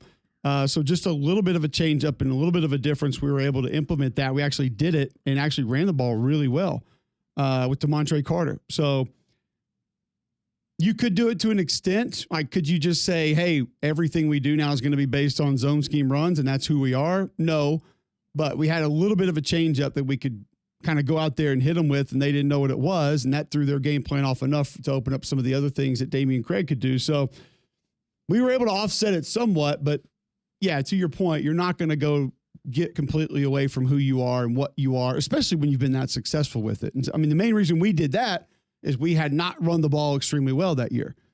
And it was a lot of Damian Craig. We had good wide receivers. Karsten Bailey and Hicks Poor. We had a good receiving core. But that we went out that game and were able to find more success on the ground with extra time to prepare. So they're not going to have that kind of time to do that here anyway. So I don't think so. I think part of what makes it appealing, though, is I look at this whole setup. Like, they like their cover guys. Yeah. They're not going to sit there and say, guys, we can't cover them. They're going to look back at last year's tape and say, we covered them fine. Okay, they converted a 3rd and 19 and a 4th and 7, and we lost the game because we had 10 men on the field defensively on the final play. All right. They're going to look at the way they played in the last 2 years. It's not like we don't have an example of these two teams going toe-to-toe. Like, they've played each other. This will be their 3rd year in a row that they've played each other. And last year, Ohio State scored 17 points with Marvin Harrison. And I know Ohio State fans have said constantly, well, Marvin Harrison got hurt in that game. Okay, well, Marvin Harrison had a tweaked ankle. He was on the field for most of it, and Emeka Egbuka was the one that actually won it for Ohio State. Like, he was the guy that played best down the stretch. And while I think you'll see some zone, they're going to have some. They're not going to abandon who they are. I think you're going to have some man, and when they get that man coverage, Ohio State's got to take advantage of it. They got to win their one-on-ones. And when they get zone, fine, get off of it. But my entire plan, if I were Ohio State, I'd be going into this game anticipating getting man coverage and not some change of pace, because I think it sends a terrible message. Maybe not as much when it comes to the offensive line, because you guys aren't sensitive. Let's just be real. Like, you guys are trained killers along the offensive line. Like, if I tell you to run zone, you're going to run zone. If I tell you to run man blocking, you're going to run man blocking. If they say, hey, we can't block these guys up front, let's go zone, you guys up front are relieved. Corners are mad. They're wired differently. You all of a sudden tell those guys, hey, guys, we can't cover these guys in man-to-man. We need to play some zone in this game. How is Leonard Moore going to react to that? How is Christian Gray going to react to that? Well, we played SC a few weeks back, and they torched us. But guess what? We still stayed in man the rest of the way. Right. So I don't know, man. I think you got to be real. And SC's receivers, I know people don't want to think this. No, it's not a popular opinion. I think the receivers are as good as Ohio State's. Their receivers are dudes now. So I'm telling you, I think they're going to play man. And it just comes down to whether or not they can win the matchups. And I think Notre Dame can win their fair share. I really believe that. Well, I saw a couple of Ohio State beat writers over the weekend, kind of popping off about this. If you say you can play man, then play man. Stay in it. And this, I'm just like, well, God, they probably will, because it's what they do. It's who they are. I mean, it's like, I don't think you're not going to scare them out of it. It's just, I think the question that I had for you mainly was, what's the change up off of it? Like, if Al Golden does offer up something different, what would that be? Is it more pressure? Is it more safety help to one individual? Like what's the alternative that's not a full-time alternative, but maybe what would you expect the change up to be from Al Golden tonight? I think you're going to get man high and tilt the safety towards man pressure, bringing 5, island blocking. I think that athletically, they're more athletic than Ohio State's offensive line, which I don't think is going too far there, by the way. That's pretty understandable. I think you can get after the right guard, personally. I think Howard Cross has a chance to win that matchup. I think you're going to get some linebacker run-throughs and some pick stunts with the linebackers. To number 3 is going to be blitzed. I think a handful of times, like 34 will be blitzed a handful of times. So I think all of that is possible, and you're going to tilt the safety towards Jeremiah Smith. I know a lot of people look at Jeremiah Smith like he is the second coming of Jerry Rice. I get that. He's amazing. He's a great, great player. What's lost in the shuffle is he had 1 catch for 3 yards last week.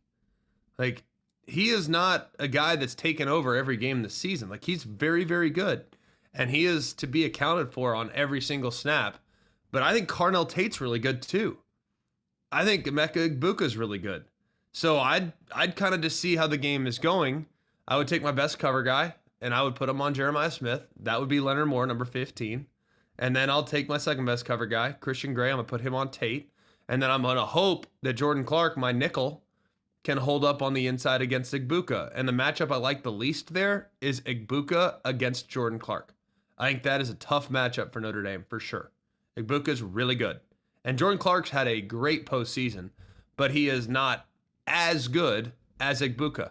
And that's okay. There's no shame in that. Egbuka's probably a late first-round pick. So we'll see. We'll see how that kind of all goes. But I think you're going to get 5-man pressures regularly, and the change of pace is probably a trap. I'm thinking like a 2-trap or a trap on the inside with the safety rolling down, Xavier Watts rolling down, making him think it's man, and it's actually zone, and he's playing robber coverage, so he can go and potentially pick one off of the middle. So that's what I anticipate. But to me, we spent so much time on the coverage and what they're going to do. I think the toughest thing to do tonight is stop the run. I think that's going to be a really, really tall task. Yeah, and you mentioned the first thing that popped into my mind when you said linebacker run through with Bowen and Kaiser and those guys is what we talked about, the difficulties on the perimeter for the Notre Dame defense.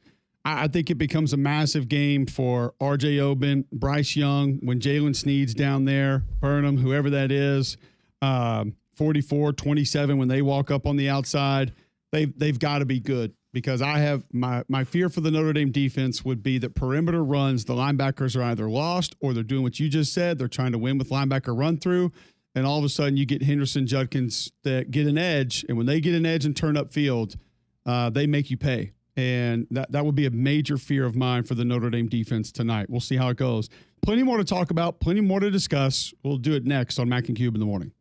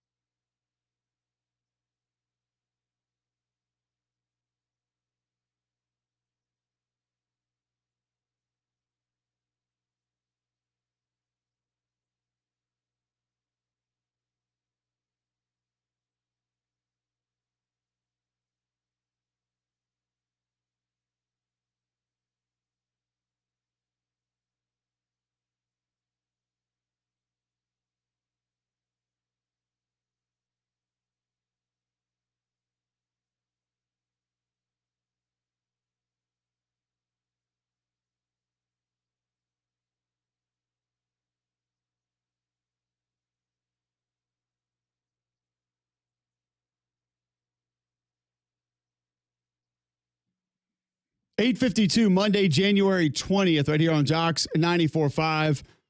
We're going to keep moving with national championship talk. Still a lot of conversation coming in via Twitter on folks that are allegedly not going to watch, allegedly did not know the season was still going, allegedly do not care, which, hey, it's your prerogative, man, your choice.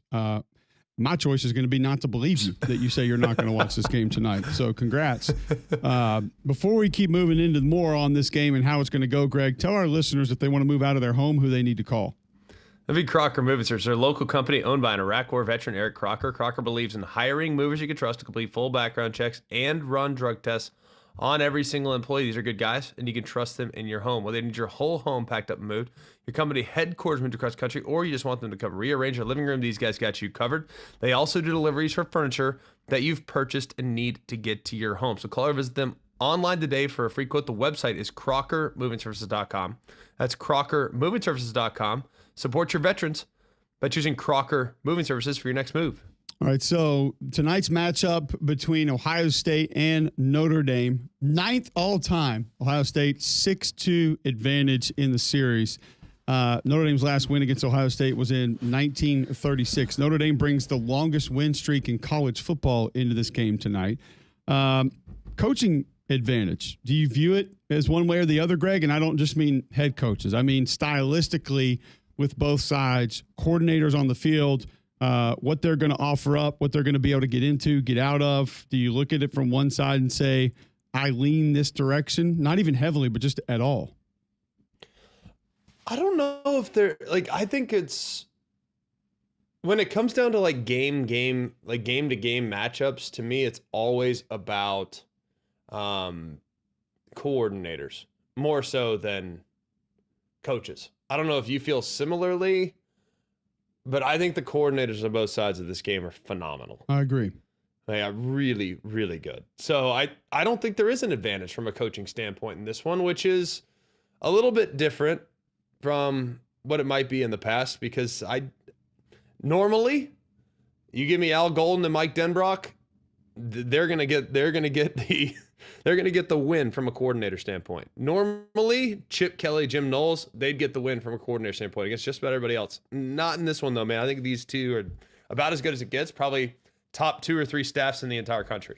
And so I would be with you there. What that makes me think is, okay, if that's the case, I think the easy conversation there would be, well, just who has more talent. That's Ohio State. We know that. But I don't necessarily go that direction in this discussion. I think that comes down to who stays themselves. Who doesn't press? Who doesn't try to be something that they're not? I think that's who will ultimately have the advantage in this game. Now, there might be some things that they have been working that they come up with that's a little bit different that causes some confusion, but I think the team that essentially stays who they are and can play the majority of the game because of that. Now, sometimes that depends on what your offense and what special teams are doing, or what the defense and what special teams are doing.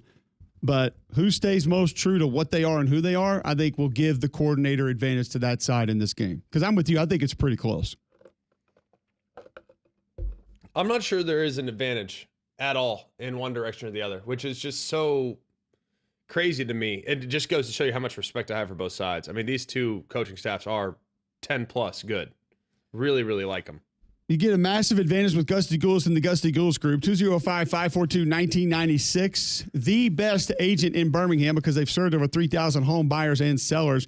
Go to GustyGoulasGroup.com. Google Gusty Goulas Group. See all of those 5-star Google reviews brokered by eXp Realty. That's the Gusty Goulas Group. Call now and start packing.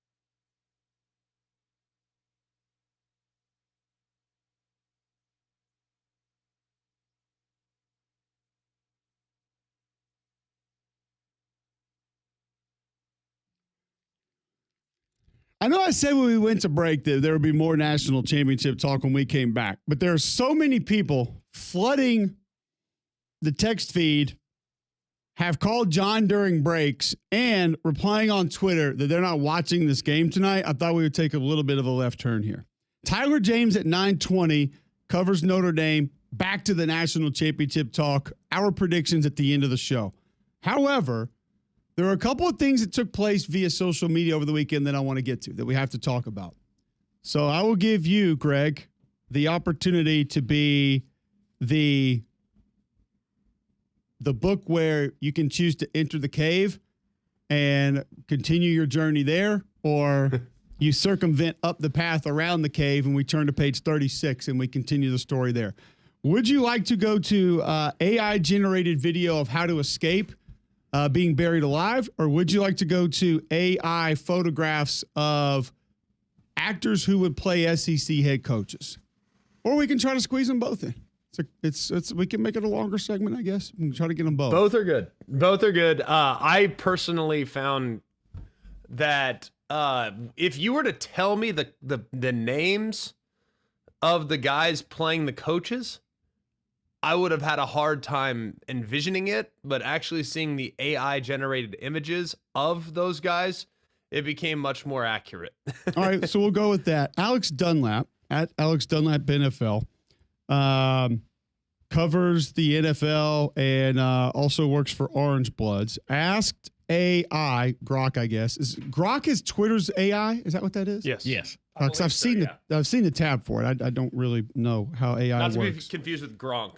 Correct. Slight difference. Not the same guy. Yes. I feel like I don't feel like Gronk could have done this good of a job coming up with coaches to play or actors to play SEC head coaches. So this is his. When we just shared this from our Twitter feed at MAXXX. I don't know where else to post this for people to see it. You would have to rip all the photographs and put them on Instagram, or I'll try to show them for YouTube here in a moment. But he starts out with Shane Gillis as Josh Heupel. And as Greg said, I think kind of when you said, I don't know if I can see that. But then like the photograph comes up and you're like, okay, like that's it. Yeah. Like that's the one right there. I'll show it on YouTube as well to try to give the people a little bit of an idea of how that one would look. But that's a win. Yeah. And you go down the list here, and I feel like this at least 12 out of 16 were home runs. And I don't know if Grok sort of morphs the photographs to look a little bit more like the actual people. It's got to. I feel like he did for some of them. Other ones was just specifically the Lane Kiffin one. Yes. Yeah. Lane Kiffin. That's actually not Justin Timberlake. That looks like Josh Heupel, just smaller. Well, the Lane Kiffin one is 100%. That's more Lane Kiffin. Yeah, but he goes Lane Kiffin. Justin Timberlake is Lane Kiffin. You can see both in that. Like that's both people as one. Yes. So I don't know if AI is essentially saying we are going to somehow genetically recreate these two together, but we get a little bit weird with Texas as Grok goes Jake Gyllenhaal as Steve Sarkisian. Now I see it. It works though. Oh, it definitely works. I see it. You can definitely see it. It would just be a problem. Because I think if you would have just, as John said, if you had just told me that one, I'd have been like, nah. Yeah, can't happen. No chance. That's not it. Same. Also, what is the AI Texas logo doing on the hat right there? No, I didn't notice that. Let me look at that one. I actually did not get that right. That's a miss. You swung and missed, Grok, on that one. That's like an extra horn. Triple horned. Yeah. It's that's like a mutated longhorn. We like to call that a drop tine in the game. Okay. That's a 3-point. That's a 3-point longhorn. Got it. Okay. Yeah. That's too many longhorns from the same area, I guess. Okay.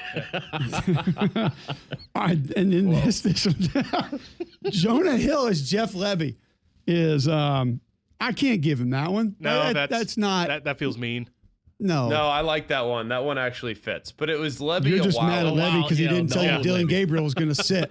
That's all it is. That's fair. That was 4 years ago, and I'm still mad at him for it. But that one works to me. The list. That looks about like 17 offensive line coaches in college football right there. Not Jeff Lebby. No. But yeah. Also, I'm trying to figure out what is written across the M in his hat.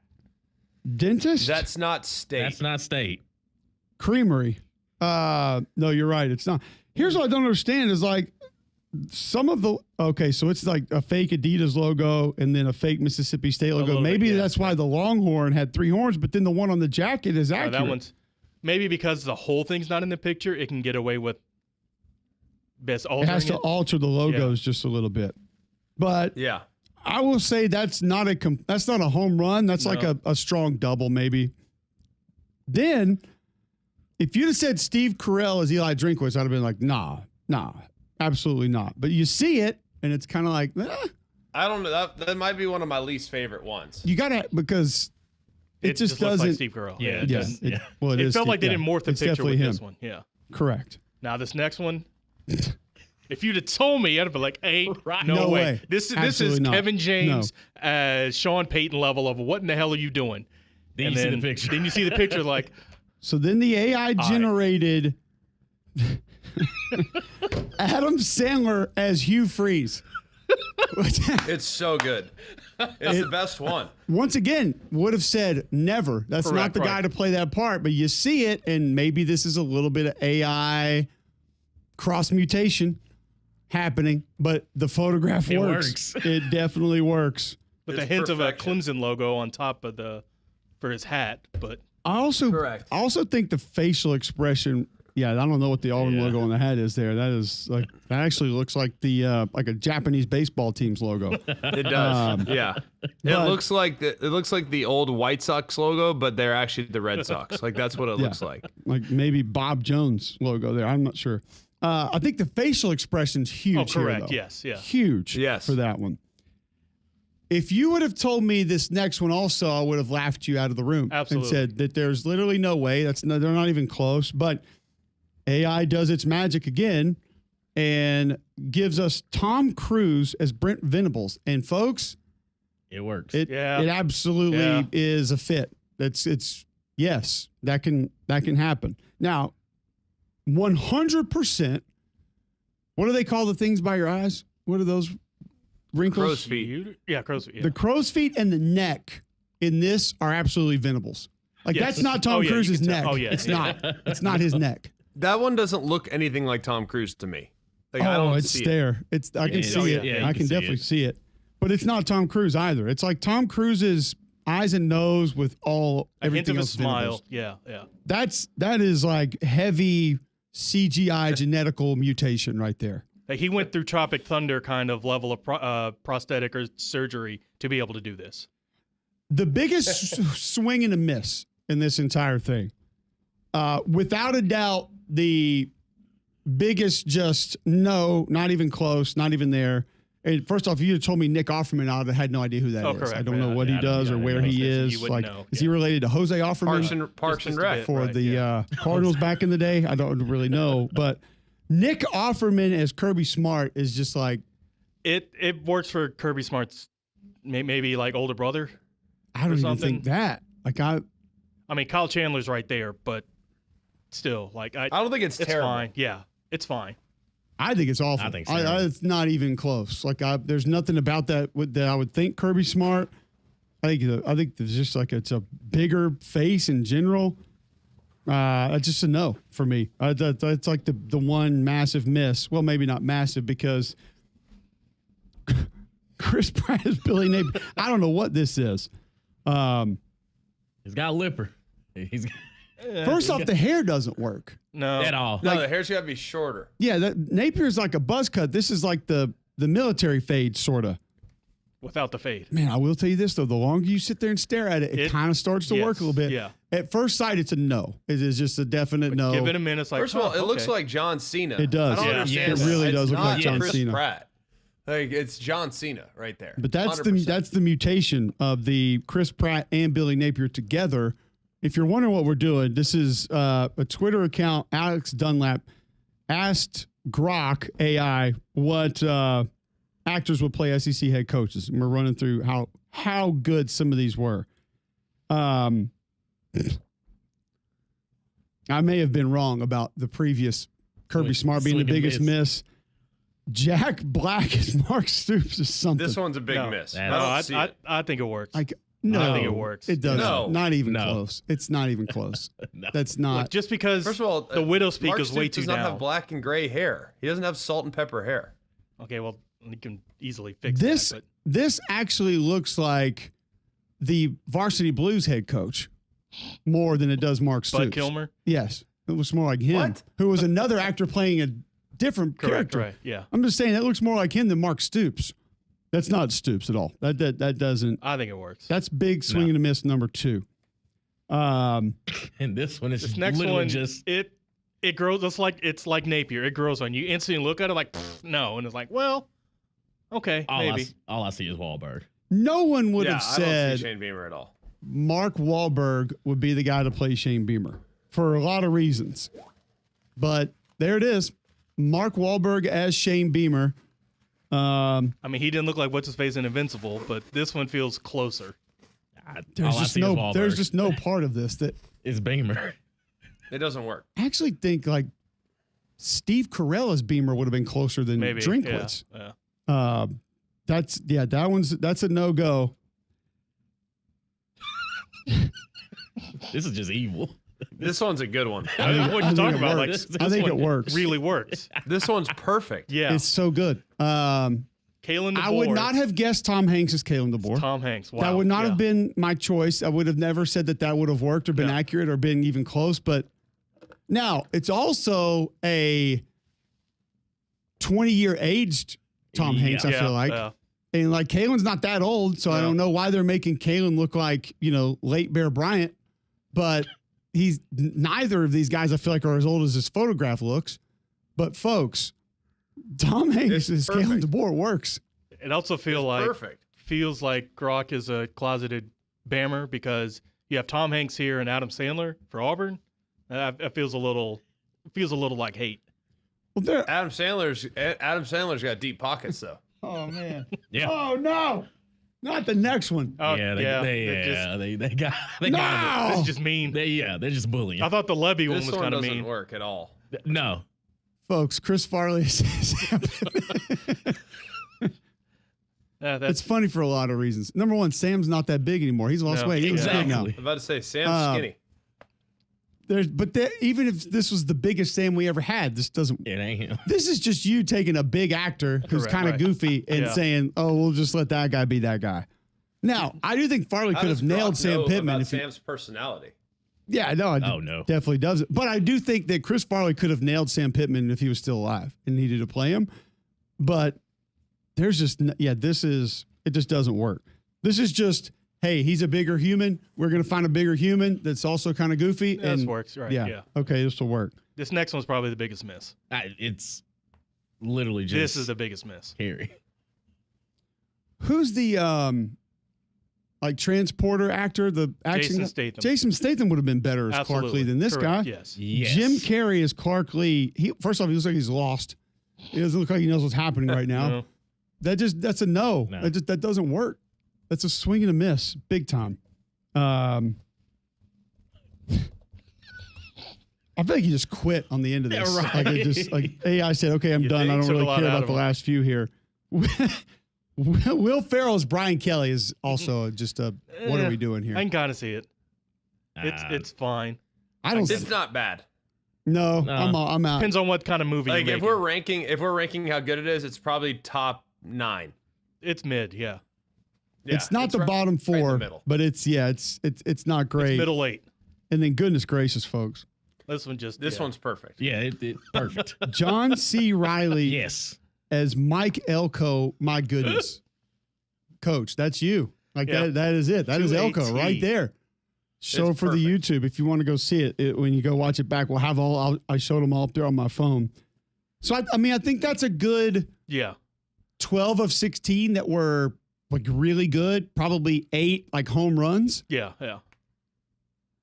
Very, Yeah. very solid work by AI. This is what AI should be used for, not, creating weird looking other stuff that's just obviously fake like this. This is how AI should be used. Works well enough. There's so many good ones too in the comments. Like you just scroll down and there's like some really good comments. I'll send you one. I won't say it because I don't know how people will react, but I'll send one to the group chat and I just want your reaction on the air without saying who it is Okay. or what it is. I want your reaction on the air to this. One other question that I have about this before we read that reaction is, why is Clark Lee the only one at home watching television and the rest of them are in football stadiums? Are they trying to say something about Vanderbilt with that? Or, all right, I'm going to go look at the group chat. I mean, this is been common. It's been common. I mean, yeah, you can't say that publicly, but It's just so good. a lot of people believe that. That boy is right. It's just real. Yeah. That boy is right. Could CGI not have turned that into You would think. a non-animated Yeah. Oh man. version of that? There's one further the down. animated version is what makes it so No, funny you're right. and dumb. It's just a weird. yes. It's just It so is. dumb. There are a couple that are Gosh. further down. One has Matt Damon as Ryan Day. That, again, you think it's like, no way. But then I'll send that through. But also, Willem Dafoe as Brent Venables. Kind of looks like, okay, yeah. I'll say this: if you keep going down, the Brad Pitt is Mike Gundy. Yeah, I If you saw that, change, yeah. if you darken the hair, that could actually work. All right, I got to find that. It's not bad at all. Clint Eastwood I is like- Kalen DeBoer. Alec Baldwin and Kirby Smart. That's a good one. Did you see that one? Ooh, I haven't seen that yeah. one. McConaughey is Dabo. Oh no, Dabo doesn't take his shirt off. That don't work. no. Axl Rose looks exactly like Mark Stoops, and he does. They look just alike. What? Okay, now here the Alec Baldwin is Kirby. Kirby, Yeah, that's- that's better. That Yeah. one works. That's actually a one lot really better. works. Grok completely missed the Kirby one earlier. That's just no, that Mark Stoops doesn't work. Ooh, Michael B. Jordan, Marcus Freeman. Who is this guy that played Willem Dafoe. Yeah. that you said that one already? Yeah, As yeah, Venables? That's yeah. a good one. Yes. Who was Marcus Freeman? Michael B. Jordan. By the way, your Ryan Day one works. Yeah. Yes. Like Matt that, Damon, that like, yeah. absolutely works. You just give Heftier me- later Matt Damon. The Michael B. Jordan Notre Dame one does work. It does look like Marcus Freeman some. Like that one works. Like I like ones that are like way off the grid though. Like I want ones that like you would never anticipate in a million years. Like this one I'm sending you right now. Like I don't know. Like Big Orange McLeod said, "Oh no, don't do basketball." Steve Buscemi is Rick Barnes. oh my god. Why is he in a basketball jersey? like Rick Barnes is gonna be wearing a basketball jersey. He's player coach. player coach. He's got the orange T-shirt under the Tennessee basketball jersey with the clipboard. No doubt it's tucked I in can't- too. God's I so just good. can't get over the Sam Pittman, Chris Farley. It's just so It's the worst. So funny. It's just It's terrible. so good. Wow. Oh, All right. God. So yeah, we got for you folks saying not watching the game tonight. We took a little bit of a left turn there. Absolutely worth it. We have a guest in 3 minutes, or else we would go into the CGI animated "How to Escape from Being Buried Alive." And we'll say that for tomorrow, maybe. Which is just my favorite part. Is it just completely thinks that you're a karate expert and you correct, can yeah. chop a coffin in half with thousands of pounds of dirt on top of it.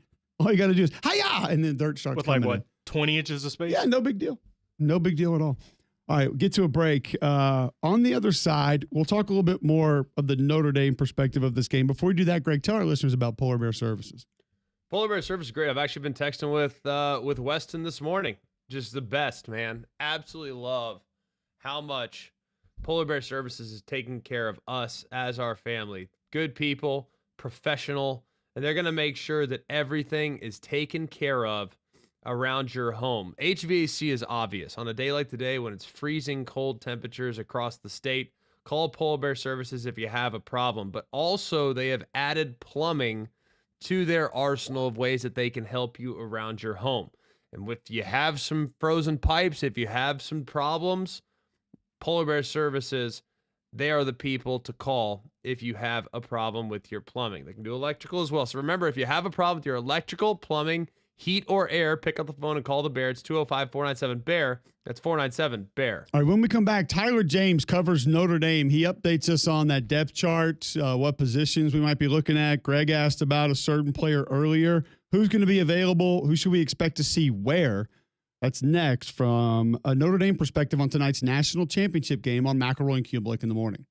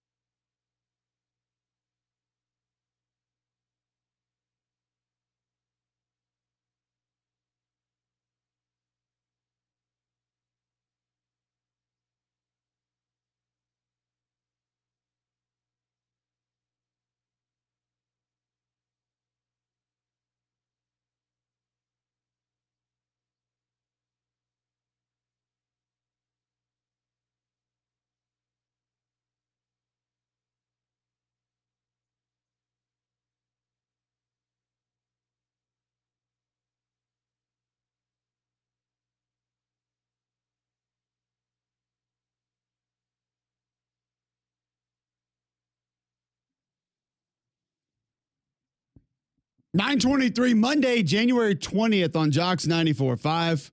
Appreciate you being with us as we're going to go back into national championship discussion now. Get a little Notre Dame perspective on tonight's game. There are a couple of questions with this lineup, and Tyler James covers Notre Dame for the rival site. And Tyler, Bo Collins was a name that Greg brought up a little bit earlier in the show. We haven't heard much about a status or availability or how much or percentage of health. What do you know about the Notre Dame wide receiver that could be of good use tonight? Yeah, I think he'll be good to go. We'll see how his calf strain holds up. That was something he dealt with in the Orange Bowl and limited him in the first half. But all signs were things are heading in the right direction for him. And certainly as the leading wide receiver for Notre Dame for much of the season, someone that Notre Dame could certainly use, and would be nice to have him out there because Notre Dame doesn't exactly have the most explosive playmakers at the wide receiver position, but Bo Collins can be a playmaker when healthy. What do you make of Faison and how he has played really down the stretch? He's been terrific. Feels like he probably won't be a massive factor in this game, just given the way Ohio State structures their defense. But what kind of involvement can we anticipate from him? Yeah, it's going to be interesting to see both Jordan Faison and Jaden Greathouse, how they sort of use those guys, because they're both probably best in the slot, but Jordan Faison's played more a field receiver for Notre Dame this season just because they sort of need that the most. But I think they try to use those guys interchangeably. Faison seems to have a very good rapport with Riley Leonard, is good at sort of adjusting when Riley Leonard breaks the pocket and starts scrambling, and Faison is certainly someone that maybe is better for Notre Dame as an improviser and also in maybe some screen game action. Then that's probably the best way that they can use him. And so it's maybe not scripted that way to get him the ball all the time, but ball ends up finding him, and he could certainly be an X factor. What about this offensive line? I think we all just assumed that Jaggy Shaw is going to start at left tackle. Is that for sure? Is that for certain? How do you expect the lineup to look to at least start the game? Yeah, I think that will be the case. I think that's Notre Dame's best option. They felt they needed him at guard when he was returning. I mean, there was for most of the season, I wasn't sure that he would ever play again for this season. And then obviously, as Notre Dame made it this far, they had him working at guard, and then needed him to play guard in the Orange Bowl. So quite the difference to being preparing to play your first game at guard this season, and then moving back out to left tackle, which is where he was as a freshman and where he made his first career start in the Sun Bowl last year. But I think that's their best option there, and that's why they felt that. And then obviously that means that Rocco Spindler at right guard, they're confident that he will be able to at least start the game there. And if Notre Dame needs to spell him, they have some other interior options they can go to if needed. How would you assess the importance of creating big plays? I know that Ohio State is not a team that gives up a lot of those, but I feel like it's going to be huge. It's going to be very, very important for them to manufacture some. How many do you think they need? Yeah, I mean, I think a handful probably. Like, I think that's something that Notre Dame is going to have to this is a winnable game for Notre Dame, but the path to winning the game seems very narrow. And so certainly Notre Dame's defense is going to have to hold up its end of the deal. But the offense is going to need big plays, whether that's through the running backs like Jeremiah Love. We saw Aeneas Williams make big plays for Notre Dame in the Orange Bowl. Jadarian Price is capable of that. And then maybe a receiver or two stepping up, the Jaden Greathouse play where he scores the game-tying touchdown late against Penn State. So I do think they need probably a handful of those plays and figure out ways to do that. But I think they have to be mindful of not taking big risks and leaving Riley Leonard back in the pocket too long because maybe he's getting pass rush. So I think that it's going to be a tough balance to try to create those big plays, but also not make them vulnerable for turnovers as well. Well, you're talking with Tyler James, covers Notre Dame, and Greg and I spent some time talking about man coverage earlier in the show. There's been a big topic of conversation, really this entire playoffs, but obviously, Tyler, a lot more this week. We don't think that it's not going to happen, and Greg brought up a good point that it's what they do, and this Ohio State receiver corps is good, but they've played other good receiver corps, and there have been talented wide receiver cores at Ohio State before that people have found a way to neutralize. My question is, what do you think the alternative is at times? Not 50% of the game, 60, 80% of the game, but then when Al Golden does go to something different, what do you anticipate that might be? You know, I don't know that I could tell you for sure, and I think that's probably like it. He doesn't want Ohio State or Will Howard to know what it's going to be too. So I think they'll probably try to do different things, provide different help with safeties. But I think like Notre Dame's front four has stepped up this season and late in the season with some losses, but it sort of needs to rely on some man coverage to be able to generate pressure up front. And so it's going to have to pick and choose when it feels most confident in its ability to get home with that, and have the guys.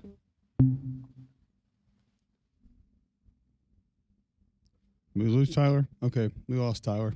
We'll try to effort him back and continue the conversation there. And it is an interesting thought, Greg, of where Al Golden would go to just as a change-up or to try and confuse. Is the majority of that attention on a Jeremiah Smith? Is it on pressuring Will Howard? I mean, I don't feel like Will Howard's taken a ton of hits in this playoff. I know against Tennessee he didn't for sure.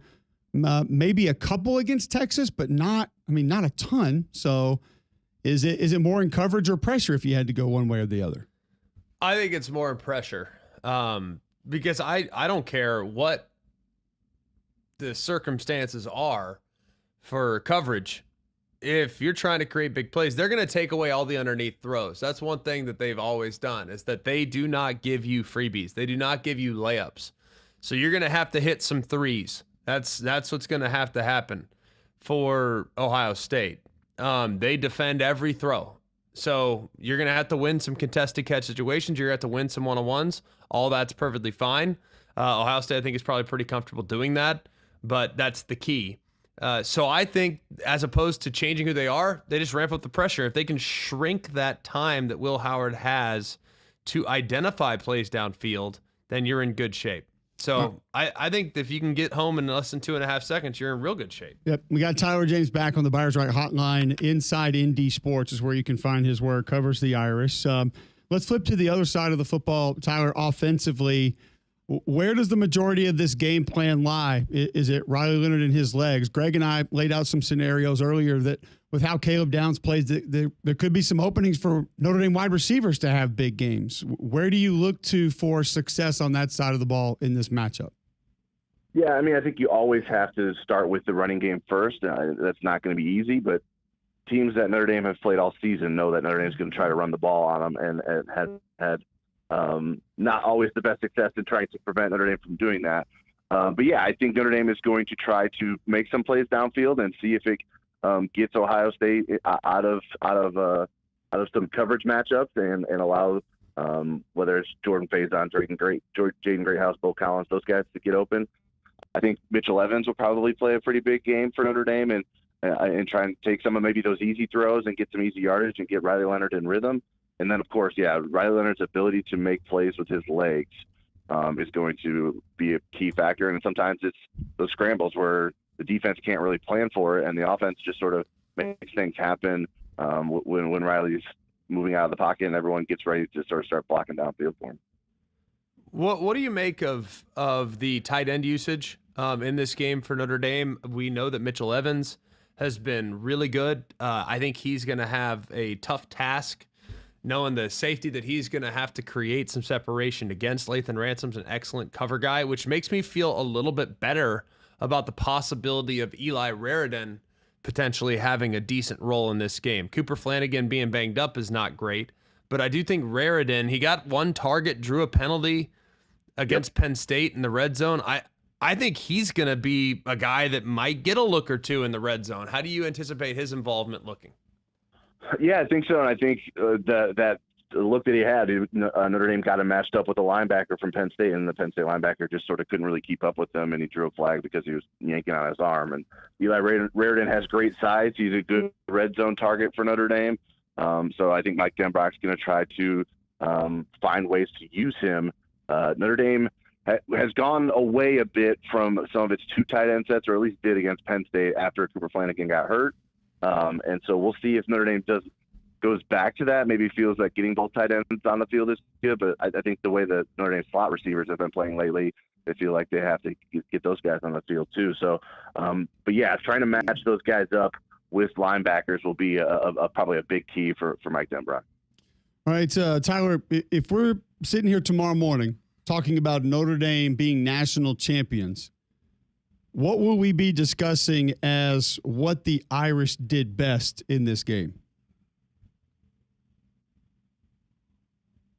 Yeah, I think, like I said earlier, the path to victory is narrow for Notre Dame, but I think you're going to have big plays defensively, big plays on special teams. It's sort of this recipe that we've seen Notre Dame rely on throughout the playoffs, and the offense is going to have to come through, not make a lot of mistakes. Notre Dame was able to overcome that against Penn State. I'm not sure that Notre Dame can overcome that against Ohio State, and so keeping it close, making it an ugly game. I don't expect Notre Dame to be able to win a high-scoring game. But for Notre Dame to win a national championship, its defense and special teams are going to have to play a big role. Tyler, we appreciate the time, man. Yeah, great stuff. Thanks for hopping on with us. Enjoy the game tonight, but glad you could get on, preview it with us, and help us kind of get some answers to some of these questions we had about that lineup going in. Thank you. You bet, guys. Thanks for having me. Sorry about the call dropping. No, all good. It happens. Tyler James covers Notre Dame. Joining us there on the Buyers Right hotline, just going through a couple of things with that Notre Dame lineup tonight at TJamesND.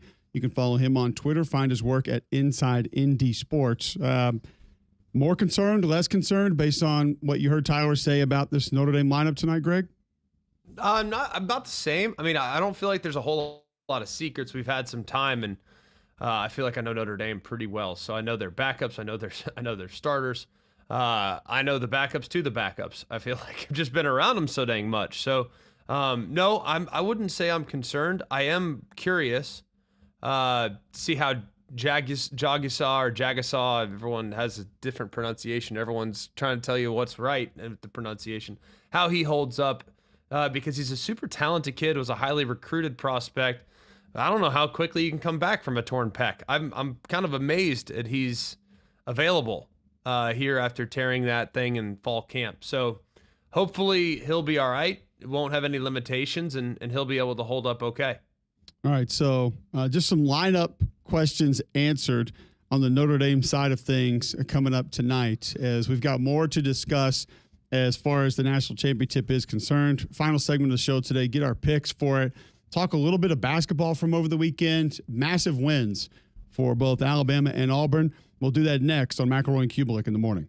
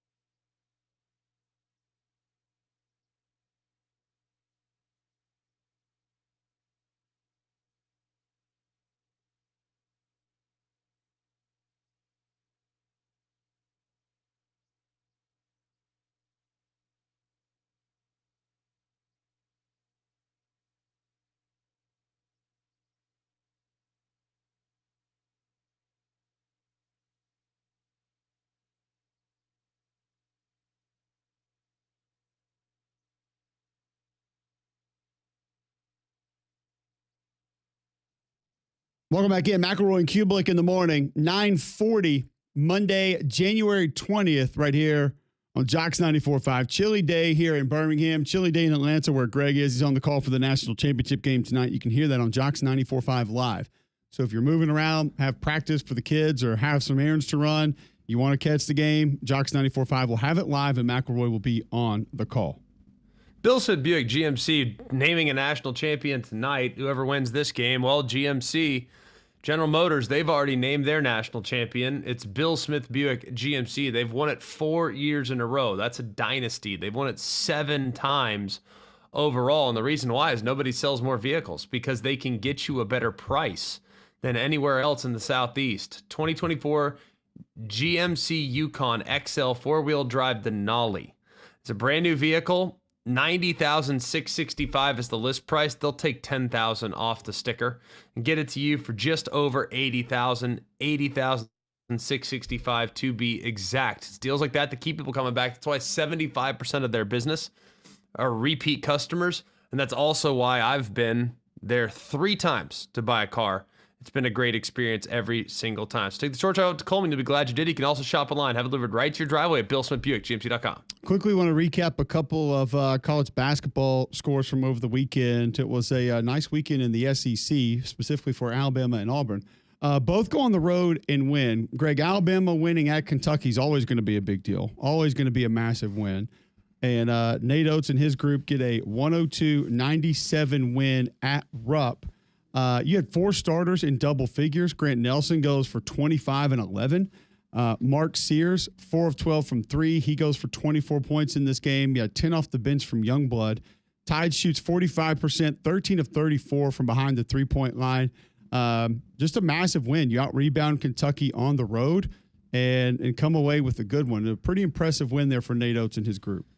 Tremendous response. Really, really, really impressive. And look, I think Kentucky's really good. I mean, I don't know how you feel about them. I felt like after Bama went on the road and beat them, all the people now all of a sudden say, well, you know, Kentucky's this. I thought that was a very impressive performance. I thought they played hard. I thought the energy level was tremendous, especially considering how they looked a few days earlier. Just a great bounce back win. For a lot of different reasons. Yeah, Grant Nelson had 19 of those 25 in the first half. He's the first Alabama player with 25 points, 10 rebounds versus an AP-ranked opponent since Michael Riley did it in 2008. Third 100-point game versus an AP-ranked opponent this season. That's the most in a season in the AP poll era for the Crimson Tide. Third win versus an AP top 10 opponent this year. Most in a season since the 82-83 team, who did that 4 times. So Alabama can get that with their next game against an AP top 10 team. 5th straight road game with 85 points or more, tied for the longest single season streak by any team in Southeastern Conference history. So a nice win for the Tide, 102-97. Auburn goes to Georgia. By the way, it's number 8 Kentucky. So people saying that it's not a good basketball team. I don't know where you would get that from or why you would come to that conclusion. Auburn on the road. Against number 23 Georgia, had a 17-point lead at one point in the game, not able to hold on to it. It got a little bit sloppy for Auburn late. Georgia actually had a 3 to tie it at the end of the game, or to take the lead, and not able to get it to go down. Some weird calls late in the game. It just kind of got overall weird late. But Auburn's 5-0 in SEC play, second consecutive 5-0 start in SEC play for the first time in program history. 11th straight win against SEC opponents. That's tied for the 3rd longest streak in program history.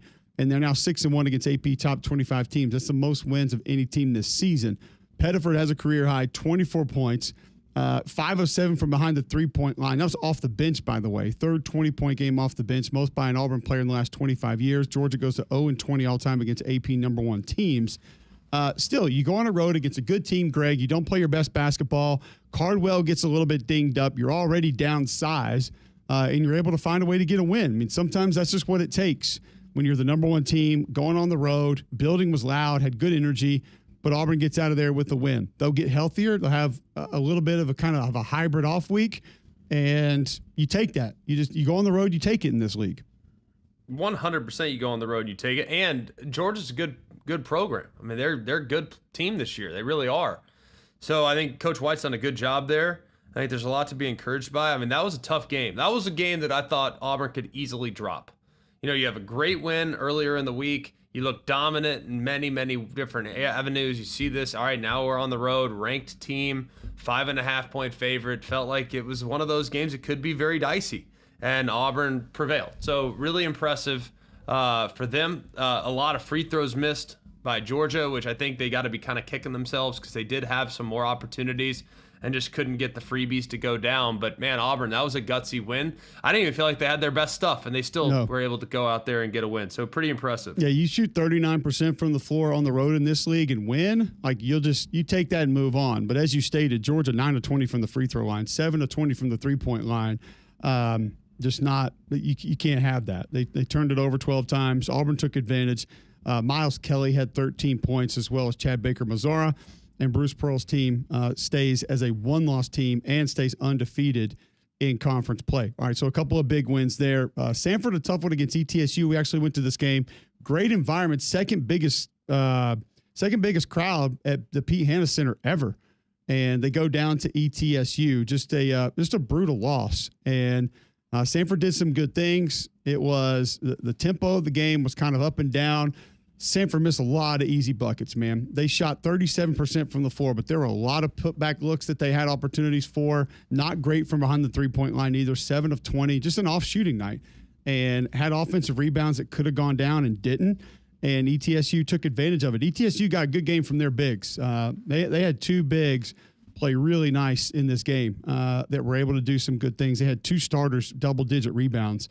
Jaden Seymour, 16 points, 11 boards in this game. So that's a tough loss at home. You get that kind of crowd against a team that came in at 10-8. You expect to get that win, but they don't. So they'll have to bounce back from that one. You expect that they'll find a way to do that. All right, when we bounce back on the other side, we'll give you our final picks for tonight's national championship game, who wins it and why, next on McElroy and Cubelic in the morning.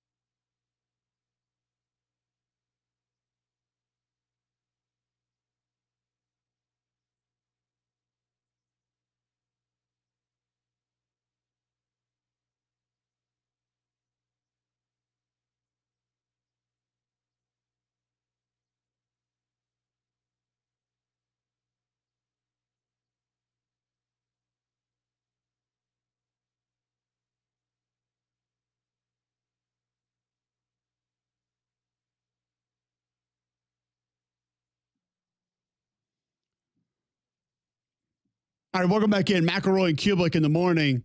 Jocks 94.5. Watch live on YouTube. Search Jocks 945. Listen online, jocksfm.com. Apps in your app store, iPhone, Android. You missed anything today, whether that was Ralph Russo, Paul Finebaum, Tyler James talking Notre Dame, you can go back and get those on the podcast, jocksfm.com, Apple Podcast, Spotify, wherever you get yours. We're going to roll into tonight's national championship game now, give you our final thoughts, final predictions. First, Greg, tell our listeners about Bromberg's. Bromberg's been great. It's a place that I've shopped for a very, very long time, and I know that you guys will have a similar experience when you walk in the door at one of their 2 locations. Really special experience. You're purchasing things that might be in your family for multiple generations. Don't mess around. Leave it to the pros at Bromberg's, and you can go and get a natural diamond, which to me is not just a gift to the wearer, but also to people and to economies all across the world. That one diamond helps support the livelihood of over 10 million people worldwide, and it saves tons of land, saves tons of animals, all kinds of great stuff. So go and buy a responsibly sourced natural diamond at Bromberg's today. They're in 2 locations. You can check them out in Mountain Brook Village and at the Summit. I asked the question to Tyler James, Greg. If we're sitting here tomorrow morning talking about Notre Dame as national champions, what are we talking about that they did well and maybe did that was not expected? To me, it's pretty simple. +2 turnover margin. I think they need to be +2. Okay. And I think they need to be better than 50% on 3rd down. And they've done that through the playoffs. The other thing that I would add to that, and I like that, I think that's fair, is that monster play has got to come from somebody.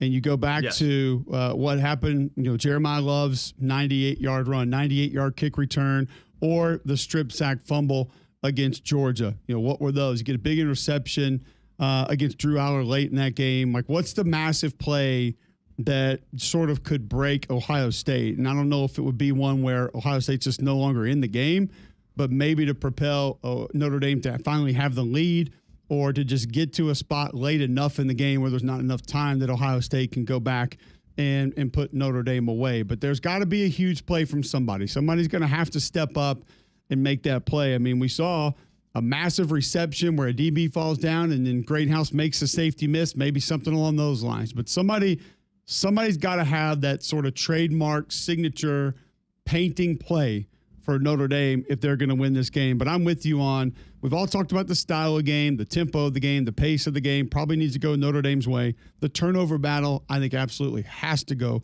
Notre Dame's way in this game. Success on the ground is going to be critical, mitigating the Ohio State success on the ground, because there's so much focus on Jeremiah Love, the passing game. But I'm with you. I think slowing those 2 running backs down from Ohio State is going to be critical. I would love to go Notre Dame to win this game. I would love to see Notre Dame win this game because of what they are as a team. I could care less about fandom or things of that nature.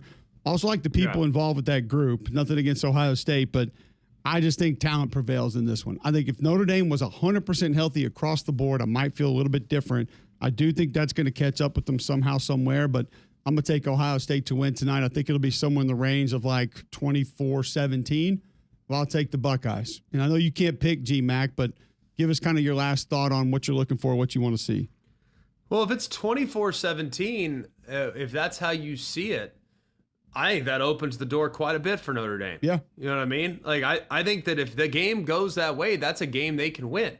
And I'll tell you what's going to get dicey is if Ohio State gets to 30, I don't know if Notre Dame can get there. You know what I mean? And that, I think, is something to be mindful about. Is the first quarter is going to tell us a lot about this game. First thing it's going to tell us, how is Notre Dame planning on defending the personnel that Ohio State has? 2, it's going to tell us whether or not Notre Dame can win the line of scrimmage. And look, it's not the first quarter in the national championship game. You're probably playing a little closer to the vest. You're going to be a little more conservative. Yes. You don't want to make that critical error that could put you in a hole that you cannot recover from. So you're going to have both teams being conservative early, I would anticipate, and not pulling out the tricks and the change-ups to their game plan.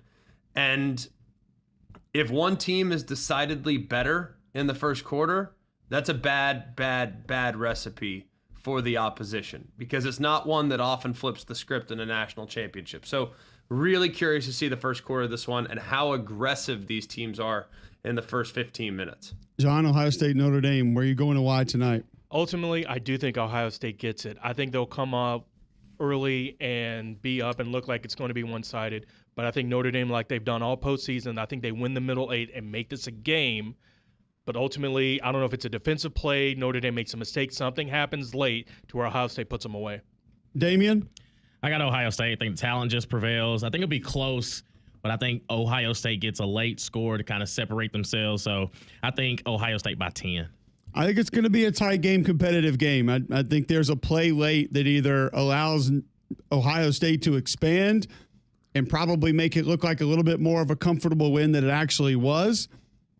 Or like I stated, Notre Dame has one of those magical plays where somebody steps up and makes something huge happen again and slams the door on some kind of Ohio State comeback, or it's late enough to where they're able to hold on and get a win. There's a lot of matchups I'm excited about, though. G-Mac, good luck on the call, man. It's going to be a fun one for you. Appreciate you, brother. Should be fun today. Bundle up if you're coming to Atlanta. Or you're going outside in Birmingham. We're back tomorrow, 7 to 10 a.m.